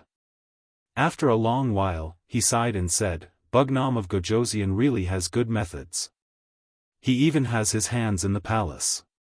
He, if this old man's guess is correct, eunuch Mao should have the final say in the palace. As official Wang thinks, the stones that should be moved have been moved. Right now, this subject's words still have some weight in the palace." Mao Mu replied modestly. Amazing, amazing." Wang Zhuo sighed. When he looked at Mao Mu, his attitude became more serious. However, what ability did this old man have to make Bugnam of Gojoseon calculate and arrange things like this? In fact, even if this old man was in court, the Southern Ming Empire wouldn't be a match for Bugnam of Gojoseon. This is different. Mao Mu shook his head. Bugnam of Gojoseon wants to lead the Han people to the peak of the world. If the Xianxia and the Southern Ming Empire really fight, it will only benefit the other foreign races. This is why this kind of plan is made. I hope official Wang can understand. I understand. Wang Zhuo said emotionally. Bugnam of Gojoseon's goal is to do so much for the Han people. It really makes me blush with shame. Speaking of which, this old man is about to enter the ground. If there is something I can do for our people before I pass away, it is also my wish. This meant that he was going to help. Mao Mu was waiting for this result. He immediately said happily, if Bugnam of Gojoseon knows of official Wang's choice, he will definitely be very gratified and grateful. This old man doesn't dare to accept this. Bugnam of Gojoseon should be the one receiving the gratitude of all the Han people. Alright, since it's like this, I hope eunuch Mao can wait a moment. I will write a few letters and trouble you to send them over. They are all this old man's students. They won't dare to disobey this old man's words. Please start writing, official Wang. This little one will be honored to grind ink for official Wang. Mao Mu also didn't expect things to go so smoothly. In fact, for an old official like Wang Zhuo, he had seen many wonderful things in his life. He was used to seeing the change of imperial power, the internal strife between officials, and the suffering of the common people. Now that there was finally someone who could change everything, how could they not help? Moreover, these days in prison had already made them understand that since the emperor didn't trust them, there was no need for them to risk their lives for him. It was better to go with the flow. Of course, there was another important reason. Yang Chendong definitely knew what they were doing now. Even if they couldn't enjoy this kindness, they still had children and grandchildren who could be taken care of. In this way, everything they did now would be worth it. Mao Mu grinded ink. Wang Zhuo personally wrote more than 10 secret letters. This meant that there were at least 10 officials in the court who would stand on Yang Xia's side in the battle between Yang Xia and the Southern Ming Dynasty. There were many Southern Ming officials who were arrested in prison. One could imagine what kind of consequences it would cause. The situation in the Southern Ming Dynasty finally stabilized. Mao Mu took over and controlled the entire group of eunuchs. His subordinate, Zhang Chen, became the head eunuch of the Imperial Horse Directorate. His subordinate, Zhu Hai, became the eunuch in charge of the emperor's daily care. With the help of these people and the embroidered uniform guards in his hands, it was guaranteed that if there were any big movements, Yang Chendong would be the first to know. In Qiqian City, Baiming's observer group had also left and returned. Because Hu Shao was old and couldn't bear the pain of the bumpy journey, he was left in Qiqian City. Queen Hu Yan found a large house outside the palace. When she missed her grandfather, she could go and see him at any time to relieve the pain of homesickness. During this time, Yang Chendong met with the representatives of Baiming's observer group. Among them was the leader of the observer group, the Crown Prince's junior tutor, Grand Scholar and Minister of Justice, Su Youzhen. Speaking of Su Youzhen, his fate was completely changed by Yang Chendong. In history, he made a great contribution in saving Zhu Qizhen. Later, he rebelled and was killed. Now, he was still alive and well. Not only that, but he also became the teacher of Zhu Qiyu's only son, Zhu Jianji. More importantly, Su Youzhen was Yang Chendong's subordinate. This allowed him to maintain an excellent state of mind in the upcoming battle between Baiming and Yangxia. Su Youzhen was secretly brought to a small courtyard by Yang Chendong at night. His identity couldn't be exposed yet. Under the guidance of the Black Knight Dragon Guard, Su Youzhen saw Yang Chendong in the small courtyard, who was singing to the moon. She quickly walked a few steps forward. When he got close, he knelt on the ground with a thud. Minister Su Youzhen greets the king. Please rise. Yang Chendong helped Su Youzhen up with a smile on his face. He looked like a group of ministers who were enjoying each other's company. Very few people knew the contents of the meeting. Even the Black Cavalry didn't know the details. They only knew that when Su Youzhen was about to leave, he had a satisfied smile on his face. Baiming's observer group finally left. What they saw and heard in Qiqian City would slowly ferment over time. Yang Chendong didn't care anymore, because he was preparing to attack the southern Ming Empire.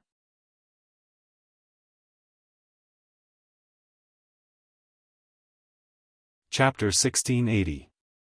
Zhu Qizhen actually dared to let Chao Jixiang work with Yang Chendong to deal with him and even created an imperial edict to confer the title of the new Bugnam of Gojoseon. This was equivalent to creating an excellent excuse for Yang Chendong to attack the southern Ming Empire. He originally thought that it would take some time before he had to mobilize his troops. Everything was brought forward because of this accident. In the third month of 1468 AD, 2 months after the southern Ming observation group returned, Yangxia advanced from Guangxi to Guangdong in the name of cleaning up the emperor. The battle was about to begin. Yangxia sent out the 1st Cavalry Division, the New Army, the 3rd Army, the 2nd, 4th, and 5th Divisions of the Leng Vanguard, as well as the 1st, Meng 2nd, and Meng 3rd Divisions of the Russian Empire. Close to 300,000 troops were split into 3 directions, Guangdong, Hubei, and Jiangxi. The 1st Cavalry Division, the 5th Division of the Leng Vanguard, and the 3rd Division of the Meng 3rd Division of the Jiangxi Vanguard, the New Army, the 4th Division of the Leng Vanguard, and the 2nd Division of the Meng 3rd Division of the Russian Empire went to Hubei. The 300,000 troops moved out with great momentum, causing Guangdong, Hubei, and Jiangxi to be in a state of emergency. Southern Ming capital, Yingtian Prefecture. Kuang Yi, who was already over 80 years old, dragged his sickly body into the palace to meet the southern Ming emperor, Zhu Qizhen. Ever since he returned from Qiqian City, Kuang Yi had been sick. After all, he was old and no longer as brave as he used to be. This old man who should have died in the wooden fortress had his fate changed by Yang Chendong. However, he was finally at the end of his life. Give him a seat. Seeing Kuang Yi trembling as he walked into the hall, Zhu Qizhen shouted from the bottom of his heart. Eunuch Zhu Hai hurriedly complied and directed the other eunuchs to bring over a wooden chair with a very thick cushion on it. He then helped Kuang Yi sit on it. After tossing and turning, Kuang Yi's face was slightly red, which was caused by his anger. It seemed that his body really couldn't take it anymore. This old subject has come to see your majesty to ask on behalf of the officials of the Ministry of War whether the food and military equipment have been properly prepared and whether the soldiers are sufficient. Kuang Yi took a long while to finish his words. Minister Kuang, the food and weapons have been prepared. It's just that the issue of the source of soldiers is still a little troublesome. I'm afraid it'll take some time. Zhu Qizhen's voice had a trace of fear in it as he spoke. There was nothing they could do about it. The influence of the members of the observer group was too great. Under their influence, it seemed that everyone knew that Yang Xie was extraordinarily powerful. They all knew that if they were to fight with them, they would lose more than they would win. As a result, many young people were unwilling to join the army. After receiving the news, Zhu Qizhen had no choice but to give the order to capture able-bodied men. But even so, the effect was still not good. Many young people ran away from home and hid in the nearby homes. This made it difficult for the supply of reinforcements to arrive. Kuang Yi had been bedridden at home for a while, so he wasn't clear about the matters of the court.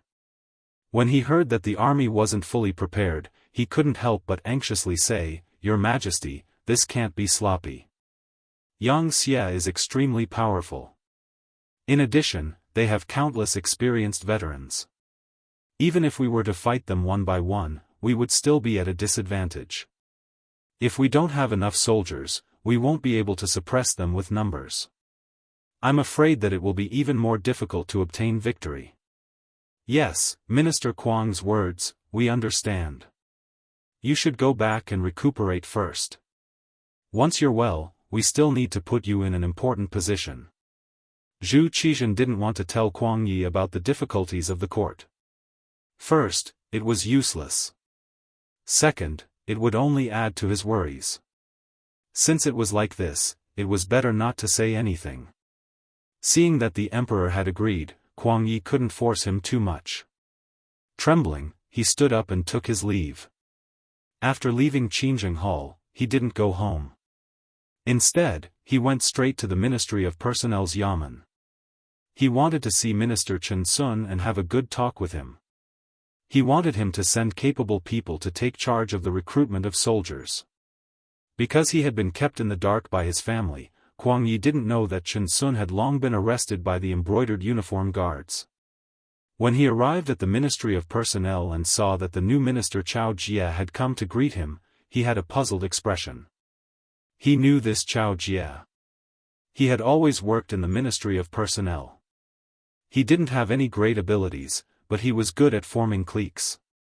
He had a good reputation among the officials. However, he was still an old official and the Minister of War. What was the meaning of sending Chao Jie? He immediately said, "This old man isn't looking for you. Tell your Minister Chen to come out and greet me." "Minister Chen?" "There's no Minister Chen in the Ministry of Personnel. There's only Minister Chao." "Official Kuang, have you become muddle-headed?" An official from the Ministry of Personnel gave an answer without thinking too much in order to flatter Chao Jie. Chao Jie didn't say anything to stop his subordinates' rudeness. These old fellows were already so old, yet they still occupied such important positions. He had long found them unpleasant to the eye. Young people also needed to stand out. Thus, he allowed his subordinate to speak to Kuang Yi with such an attitude. Kuang Yi's health wasn't good to begin with. He should be recuperating at home. How could he have been provoked? In front of the emperor, he was given a seat and treated with kind words. Who would have thought that he would receive such treatment in the Ministry of Personnel? He would be directly contradicted by an unknown minor official. Kuang Yi's personality was very straightforward and impulsive. Most of the time, he was the one who didn't follow the rules. This was also one of the reasons why he was able to become the Minister of War. If you weren't strong enough, you wouldn't be able to control the people in the Ministry of War. When had he ever been treated like this? His face immediately flushed red with anger. However, when he thought of the country's great plan, he forcefully restrained himself. He didn't know what had happened recently, so he couldn't help but say, "I want to see Chen Sun." "You want to see Chen Sun? Easy. Go to the embroidered uniform guards discipline prison." That minor official saw that Kuang Yi seemed to have been subdued by him. His face was full of pride and he spoke even more unscrupulously. Discipline prison? For a moment, Kuang Yi didn't quite understand. That's right, the discipline prison. At this moment, Chao Jia opened his mouth. It seemed as if he was explaining, but in reality, he just wanted to anger Kuang Yi. He wanted to use this opportunity to tell those old officials who had the final say in the Ministry of Personnel. They were old, so they shouldn't stand out and give orders. Not only is Chen Sun in the discipline prison, but Wang Zhua, Xie Chong, Shao Xian, and the others are also there. They actually said that the Nanming Empire wasn't a match for Yang Xia and caused a bad influence. They've all been arrested. Chao Jia had just finished speaking when he saw a black figure suddenly collapse in front of him. Upon closer inspection, he realized that Kuang Yi had fainted from anger. Blood was flowing out of the corner of his mouth. It was obvious that he had fainted from anger. Considering Kuang Yi's seniority, if he really died in the Ministry of Personnel, he wouldn't be able to explain himself. He hurriedly shouted for people to carry the unconscious Kuang Yi and send him to the Kuang Manor. Then, he sent people to the palace to find an imperial physician. Kuang Yi fainted from anger and his body's condition worsened. When he returned to the manor, he slowly woke up after tossing and turning and spitting out another mouthful of blood. He muttered the words destroying the Great Wall and fainted again. 3 days later, Kuang Yi finally breathed his last. This loyal official who had devoted his entire life to building the Great Ming Empire's army finally left the Great Ming Empire at a crucial time. This was all thanks to Mao Mu. He had captured all of the capable officials of the Nanming Empire and replaced them with officials who only knew how to fight for power and profit. In reality, they didn't have much ability.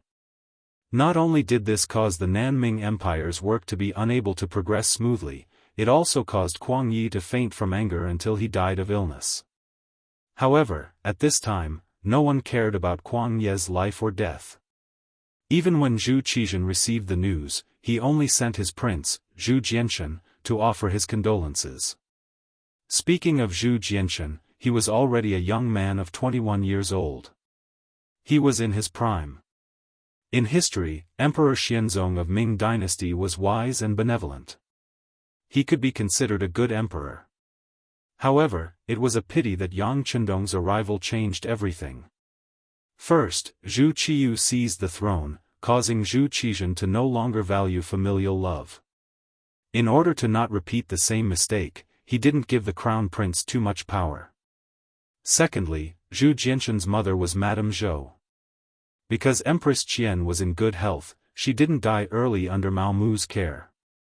She even gave birth to another prince for Zhu Qizhen, Zhu Jiani, who was now 11 years old. His mother wasn't favored and he had a younger brother who could fight for power. As a result, he was never made the crown prince and was only an ordinary prince. This was especially true in the imperial palace. Now that Mao Mu was in power, he only had Zhu Jiani and the other young masters in his eyes. The other eunuchs naturally knew what to do. Zhu Jianshan's influence became weaker and weaker, and he could only do some unnecessary things. Kuang Yi died.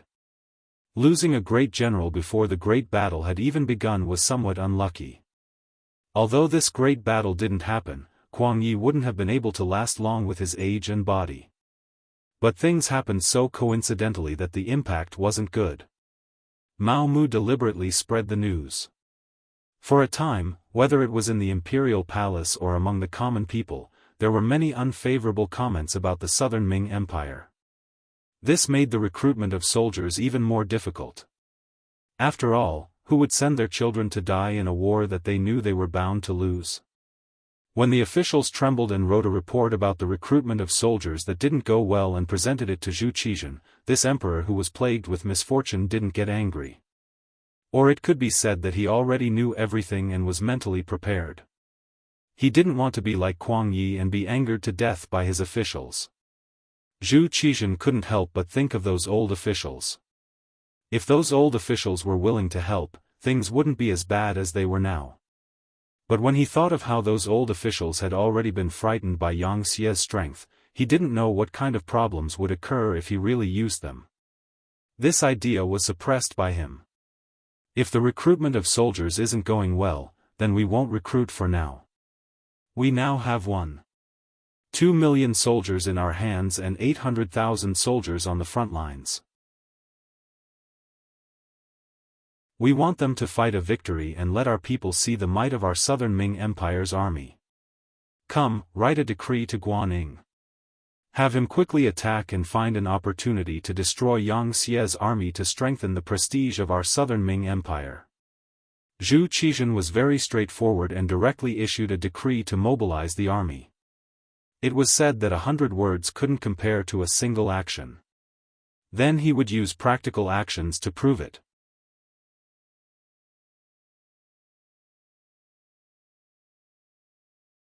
Chapter 1681.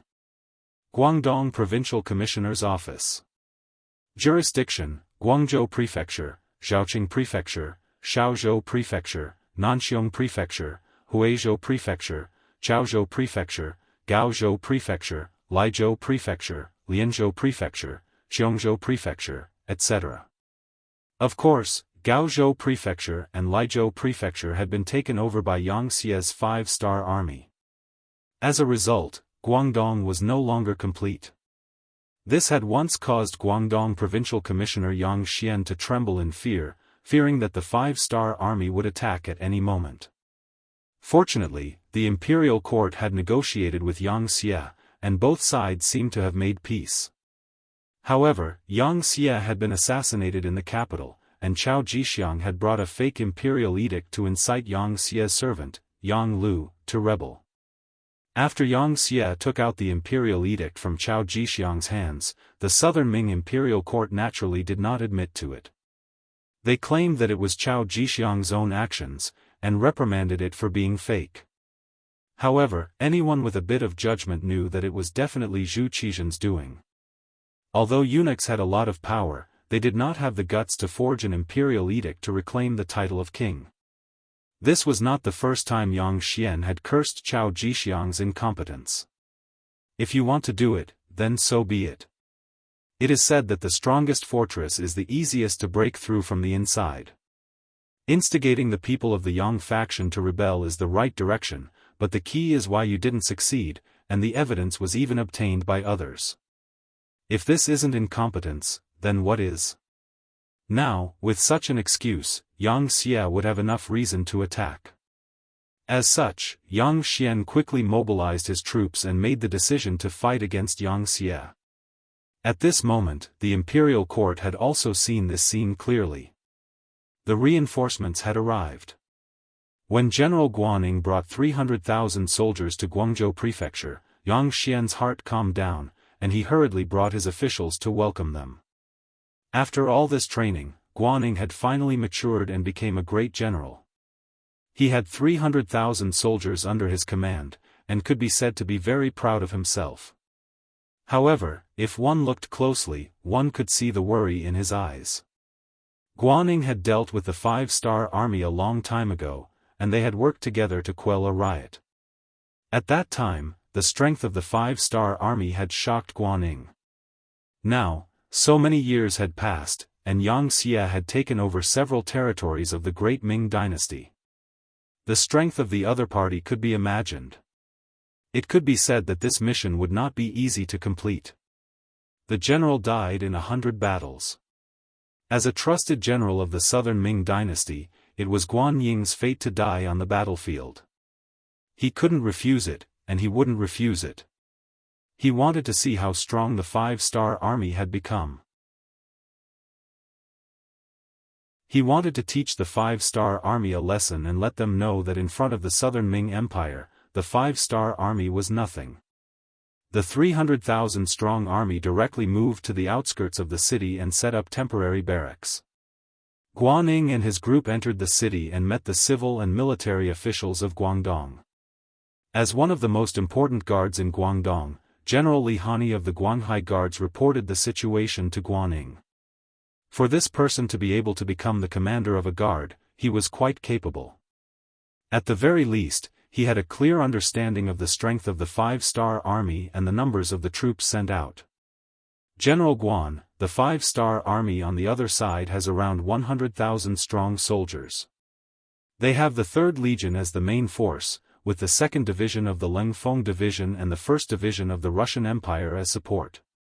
The 3rd Legion has around 50,000 strong infantry and firearms. The 2nd Division of the Lengfeng Division is all firearms, and the 1st Division of the Russian Empire is all cavalry, numbering around 50,000 strong. There are also some auxiliary troops transporting rations, but the number is unknown. Oh right, I heard from the scouts that Bugnam of Gojoseon will personally come to the front lines to command the battle. After he finished speaking, General Li Hani returned to his seat. Yang Xian and the other civil officials all looked at Guaning expectantly, waiting for his reply.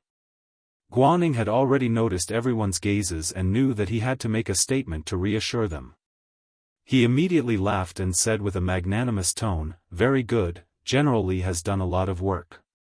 Since we know the enemy's deployment, the rest will be easy. This time, I have brought 200,000 strong soldiers. Including the soldiers from Guangdong, we have a total of 300,000 strong soldiers. The enemy only has 100,000 strong soldiers. With 3 against 1 and the terrain advantage, how can we not win? Yes, we have the advantage in numbers and are more familiar with the terrain. We will definitely win." Yang Xian and the others agreed. For a moment, everyone voiced their agreement, as if they had already won the battle. Kuang Ye's expression did not change. All these years, he had been studying the tactics of the 5-star army. Although he did not personally go to the front lines, he could see how powerful the enemy was from their achievements. He had never underestimated his opponent. If the 5-star army was easy to deal with, they would not have such glorious achievements. However, it was absolutely impossible for the Southern Ming Empire to surrender without a fight just based on this battle record. Kuang Ye's face was full of fighting spirit. "My lords, the 5-star troop is very aggressive this time. I heard that they are either on horseback or on bicycles, and they move very quickly. In order to prevent them from using their advantage, I have decided to defend the Guangzhou prefecture in this battle and unite the army into one fist. We will use our advantage to fight them at the city gates." Good, this is a good idea. We'll combine our advantages and allow them to move too quickly. In the end, they'll still have to obediently come to the city and fight with us. Li Hani was the first to agree. The 2 generals had the same opinion, and those civil officials who didn't understand military tactics all expressed their agreement.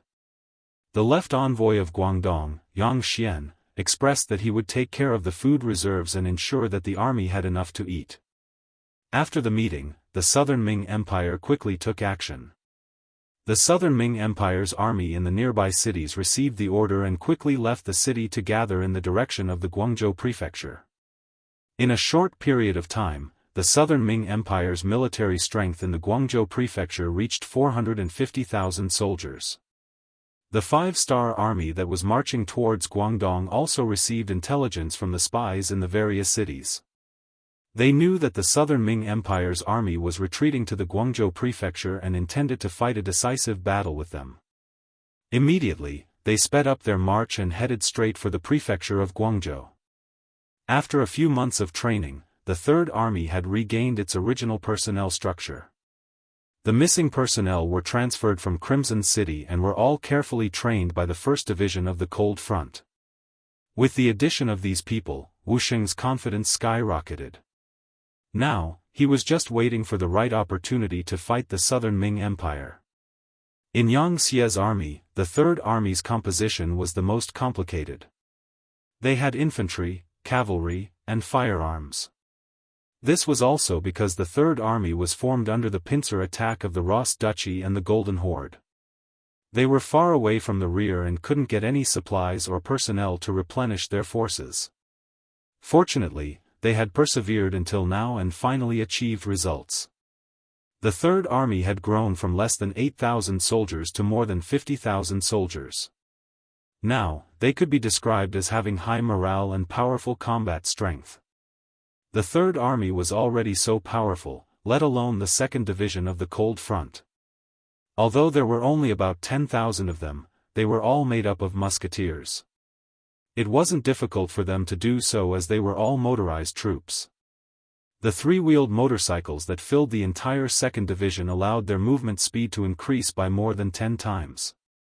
During this period of time, after Crimson City successfully built the first three-wheeled motorcycle, they sped up the production process.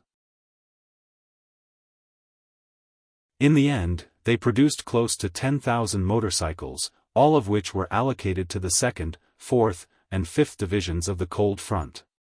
Originally, the 2nd Division of the Cold Front needed to use bicycles to increase their speed. Now that they were motorized soldiers, they were filled with fighting spirit and only wanted to perform well on the battlefield to repay Bugnam of Gojoseon's kindness. Now that they had two strong armies, the 1st Division of the Russian Empire was not worth mentioning. Although they were all cavalry, they were not part of the Han army, so they were only used as reserves for this battle. Although Division Commander Ahuli was a little disappointed, he did not complain at all. Instead, he kept his subordinates under control and warned them that their opponents this time were the Han. Without orders, they were not to kill innocent people. Otherwise, no one would be able to save them. In addition, Yang Chendong had also come. Along with him were 5,000 black cavalry soldiers and 100,000 logistics soldiers. These were Han auxiliary soldiers who had undergone short training. Their role was not on the battlefield. Other than transporting supplies, they were mainly responsible for guarding prisoners and propagating the Yang Xia policy. Obviously, Yang Chendong had already predicted the outcome of this battle before the battle even started. If they could not defeat the infantry of the Southern Ming army with firearms and cavalry, then the Five-Star Army did not want to unify the world. It was better for them to obediently stay in the city and wait for death. With firearms that were much more advanced than this era, Yang Chendong had already treated the Southern Ming as his own backyard. If it was not for the fact that he wanted to conquer this place with the smallest price, the army would have continued to advance after conquering the three provinces. What reason was there for a war between countries? That was just a lack of confidence. A true expert would not do such a thing. I am stronger than you, so I want to take care of you. So what? Not satisfied? If not, then come and fight. Just like how the Yang Xia conquered other countries, there was no need for a reason. He just needed to beat you until you could not take care of yourself. In the end, you would have no choice but to surrender. However, Yang Chendong believed that he was already very lenient towards the Southern Ming Empire, the land of the Han people. His original plan was to reform them and assimilate them at the same time. In the end, he would be able to take down the entire Southern Ming Empire without shedding a drop of blood. However, as more and more intelligence department telegrams were sent to him, he had no choice but to change his mind. When he saw the telegram that the Southern Ming Empire was preparing for war, it had caused the people to have no way of making a living. They were looking for strong men everywhere to gather food and military equipment. Most of the people were already at the point where they could no longer survive. Thus, he had no choice but to deal with the pain quickly and decided to conquer the Southern Ming Empire by force. Only then would they be able to take down the Southern Ming Empire in a shorter period of time and save the Han people.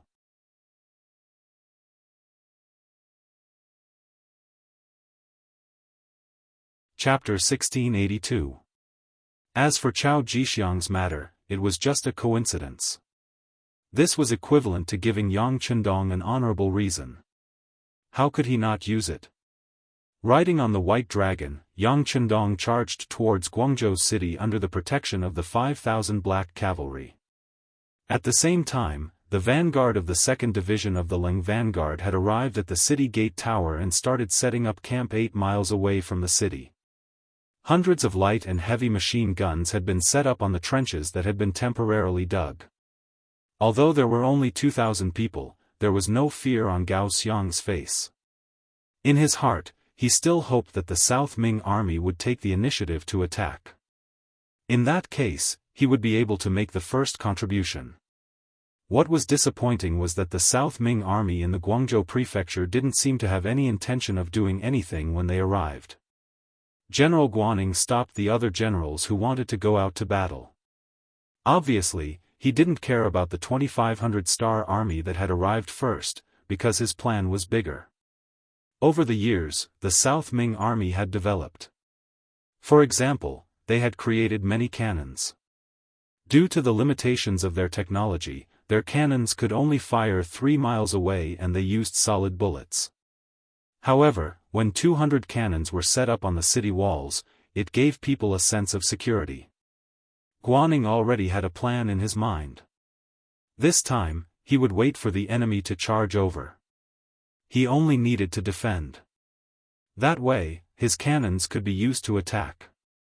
He wanted to take down the 5-star army's prestige on the city walls and use this battle to tell the world that the 5-star army was not invincible. Just last night, Guaning received the news that his teacher, Kuang Yi, had passed away. He also knew that because of the news of Yang Xie's strength in the capital, the recruitment of soldiers was not effective. Many of the soldiers that were originally set up had disappeared. The 2.5 million soldiers that the South Ming had prepared were now only 1.5 million. They had lost 1 million soldiers. Guaning was naturally very sad about the death of his teacher. However, the battle was imminent and grief could not solve the problem. He had to think of a way to win this battle in order to better comfort his teacher's soul in heaven. At the same time, if they fought this battle well, it would strengthen the confidence of the Southern Ming dynasty and the people. Only then would they be able to recruit more soldiers and fight a long battle with the 5-star army. In the end, they would achieve the ultimate goal of not invading the Southern Ming dynasty. On this point, Guaning clearly knew his own limits. He knew that it was impossible for the South Ming Empire to defeat Yang Xie. Disregarding everything else, the other party had taken over so much territory and stationed troops everywhere. Once all of them were called back, just the number alone was enough to scare people to death. Therefore, he only asked for a draw. In the end, the Southern Ming Empire would recognize Bugnam of Gojoseon as a legitimate country, and the Southern Ming Empire would be able to govern itself. However, this goal was not so easy to achieve. To be safe, Guaning chose to defend. He wanted to use the city walls to block the 5-star army. Commander Gao Xiang waited until the next morning. After seeing that the Southern Ming Empire had no intention of attacking, he knew that the other party would not take the initiative to attack. Immediately, he reported what had happened and his analysis to the division headquarters using an electric suit. Not long after, Yang Chendong also received the news. Young master, this Guaning has grown up. He can keep his composure. However, he thinks that he can stop our army with 450,000 soldiers. That's a bit of a fantasy. Beta Persei, who was accompanying him, also saw this telegram. He immediately looked down on Guaning and laughed. Yang Lu had been killed. A white silk had ended his life. It could be considered a dignified death. At that time, Tiger's Mane, Beta Persei, Yang San, Yang Si, and Yang Wu were all present. They could be considered brothers and they came to send him off. Although Yang Lu was dead, the impact of the incident had already happened. Other than Tiger's Mane, the other servants could not help but worry about their future. After all, such a thing had happened. If the young master was no longer close to them, it would be reasonable. Fortunately, Yang Chendong was only concerned about the incident and not the person. Yang Lu was dead, so in his eyes, the matter was considered over. This time, he still brought Beta Persei with him. As soon as this signal was sent, it completely calmed the hearts of the servants. It also let the other officials of Yang Xie know that the servants were still servants. they were still trusted by Bugnam of Gojoseon. Some people who originally wanted to replace Yang Lu also gave up on this idea. The situation in Yangxia became stable again. Okay, Beta Persei, go and call Yumian over. Yang Chendong also smiled. Beta Persei's words on this matter were very much in line with his thoughts. In modern warfare, whoever had more people would not necessarily win, and whoever defended would have more advantages. The power and advanced weapons would ultimately determine the route of victory and defeat. Just like in the original historical spacetime, on the battlefield of Normandy, a German machine gunner killed more than 1,000 Allied soldiers with a machine gun. This was enough proof. Of course, not all armies applied this model. For example, the soldiers of the People's Liberation Army in the future defeated their opponents one by one with a rifle. But this theory was still applicable to most of the enemies of the army.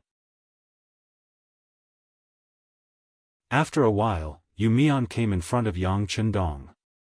Speaking of which, the two had not seen each other for a long time. The last time they met, they even made a bet. It turned out that Yang Chendong won again. Today, the Far Eastern province had long become one of Yangxia's important granaries. There was a large area of fertile land, rich in forest resources and various minerals. It could be said that except for the cold climate, it was already perfect. Especially after the construction of the train tracks. In spring, summer, and autumn, the people chose to work. In winter, they left their homes to travel or relax in the three eastern provinces. It was a beautiful life. It was equivalent to Yumian losing to Yang Chendong. This time, no one brought up the matter of the bet. They called Yumian to talk about the reconstruction of the southern Ming dynasty and persuading them to surrender. Yumian, with our powerful military strength, it won't take long for us to win on the battlefield. Persuading the officials of the southern Ming dynasty to surrender and the reconstruction work after the war will be handed over to you. How is it? Do you have any difficulties? Yumian was already in his 40s and was in the prime of his life. When he heard Yang Chendong's question, he immediately straightened his posture and said, replying to the sixth young master, I promise to complete the task. Yumian had this confidence because this time, there were 5,000 cadres from Rizheng City accompanying him. These people were all cultured and experienced management talents. There were also 5,000 cadres from other Yangxia provinces. They had considerable experience in migration, land distribution, and city reconstruction. Adding on the fact that Rizheng City had prepared enough food and necessities, Yumian was confident that he could complete this task. It had to be said that Yang Chendong's migration policy was really good. Because of the migration, the barriers between the different races were disrupted, and the opposing voices could not work together. Every time they went to a new place, they would face a group of unfamiliar people and even unfamiliar races. No matter how capable and ambitious they were, in this kind of environment, they could only lower their heads and accept their fate. Not to mention, the Yangxia did not disregard the people after the migration. They distributed land, houses, seeds, food, and necessities, and so on. They hoped that the people after the migration would have food to eat and houses to live in. Like this, who would think of rebelling? To most of the people, they did not ask for much. As long as they had a place to settle down, they would be satisfied. As for the rise and fall of a race, that was something that only a few ambitious people would think about. It was not something that the common people should think about. It was because of this migration policy that there were very few rebellions in Yangxia's territory. Almost every piece of land that they occupied, other than having to pay a hefty price in the beginning to provide money, after a few years, this place would begin to exert its power and provide food and money to the Yang faction. This also helped the Yang faction to grow stronger and stronger. Of course, the prerequisite for this was that most of the people were uncultured. If it was the future where everyone was familiar with the history of their race, it would be difficult to carry out such a large-scale migration, and there would be endless problems. It was also because of this that the Xianxia started to popularize culture in their territory. The difference was that everyone, regardless of race, had to learn the Han culture, write Chinese, and speak the Han language. This was tantamount to a cultural assimilation.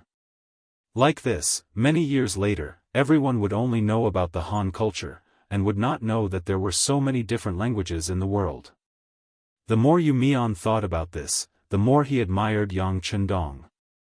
In fact, it was not just him. In the entire Xianxia, most of the Han officials admired Yang Chendong, and this admiration turned into respect. Yang Chendong did not feel much about this.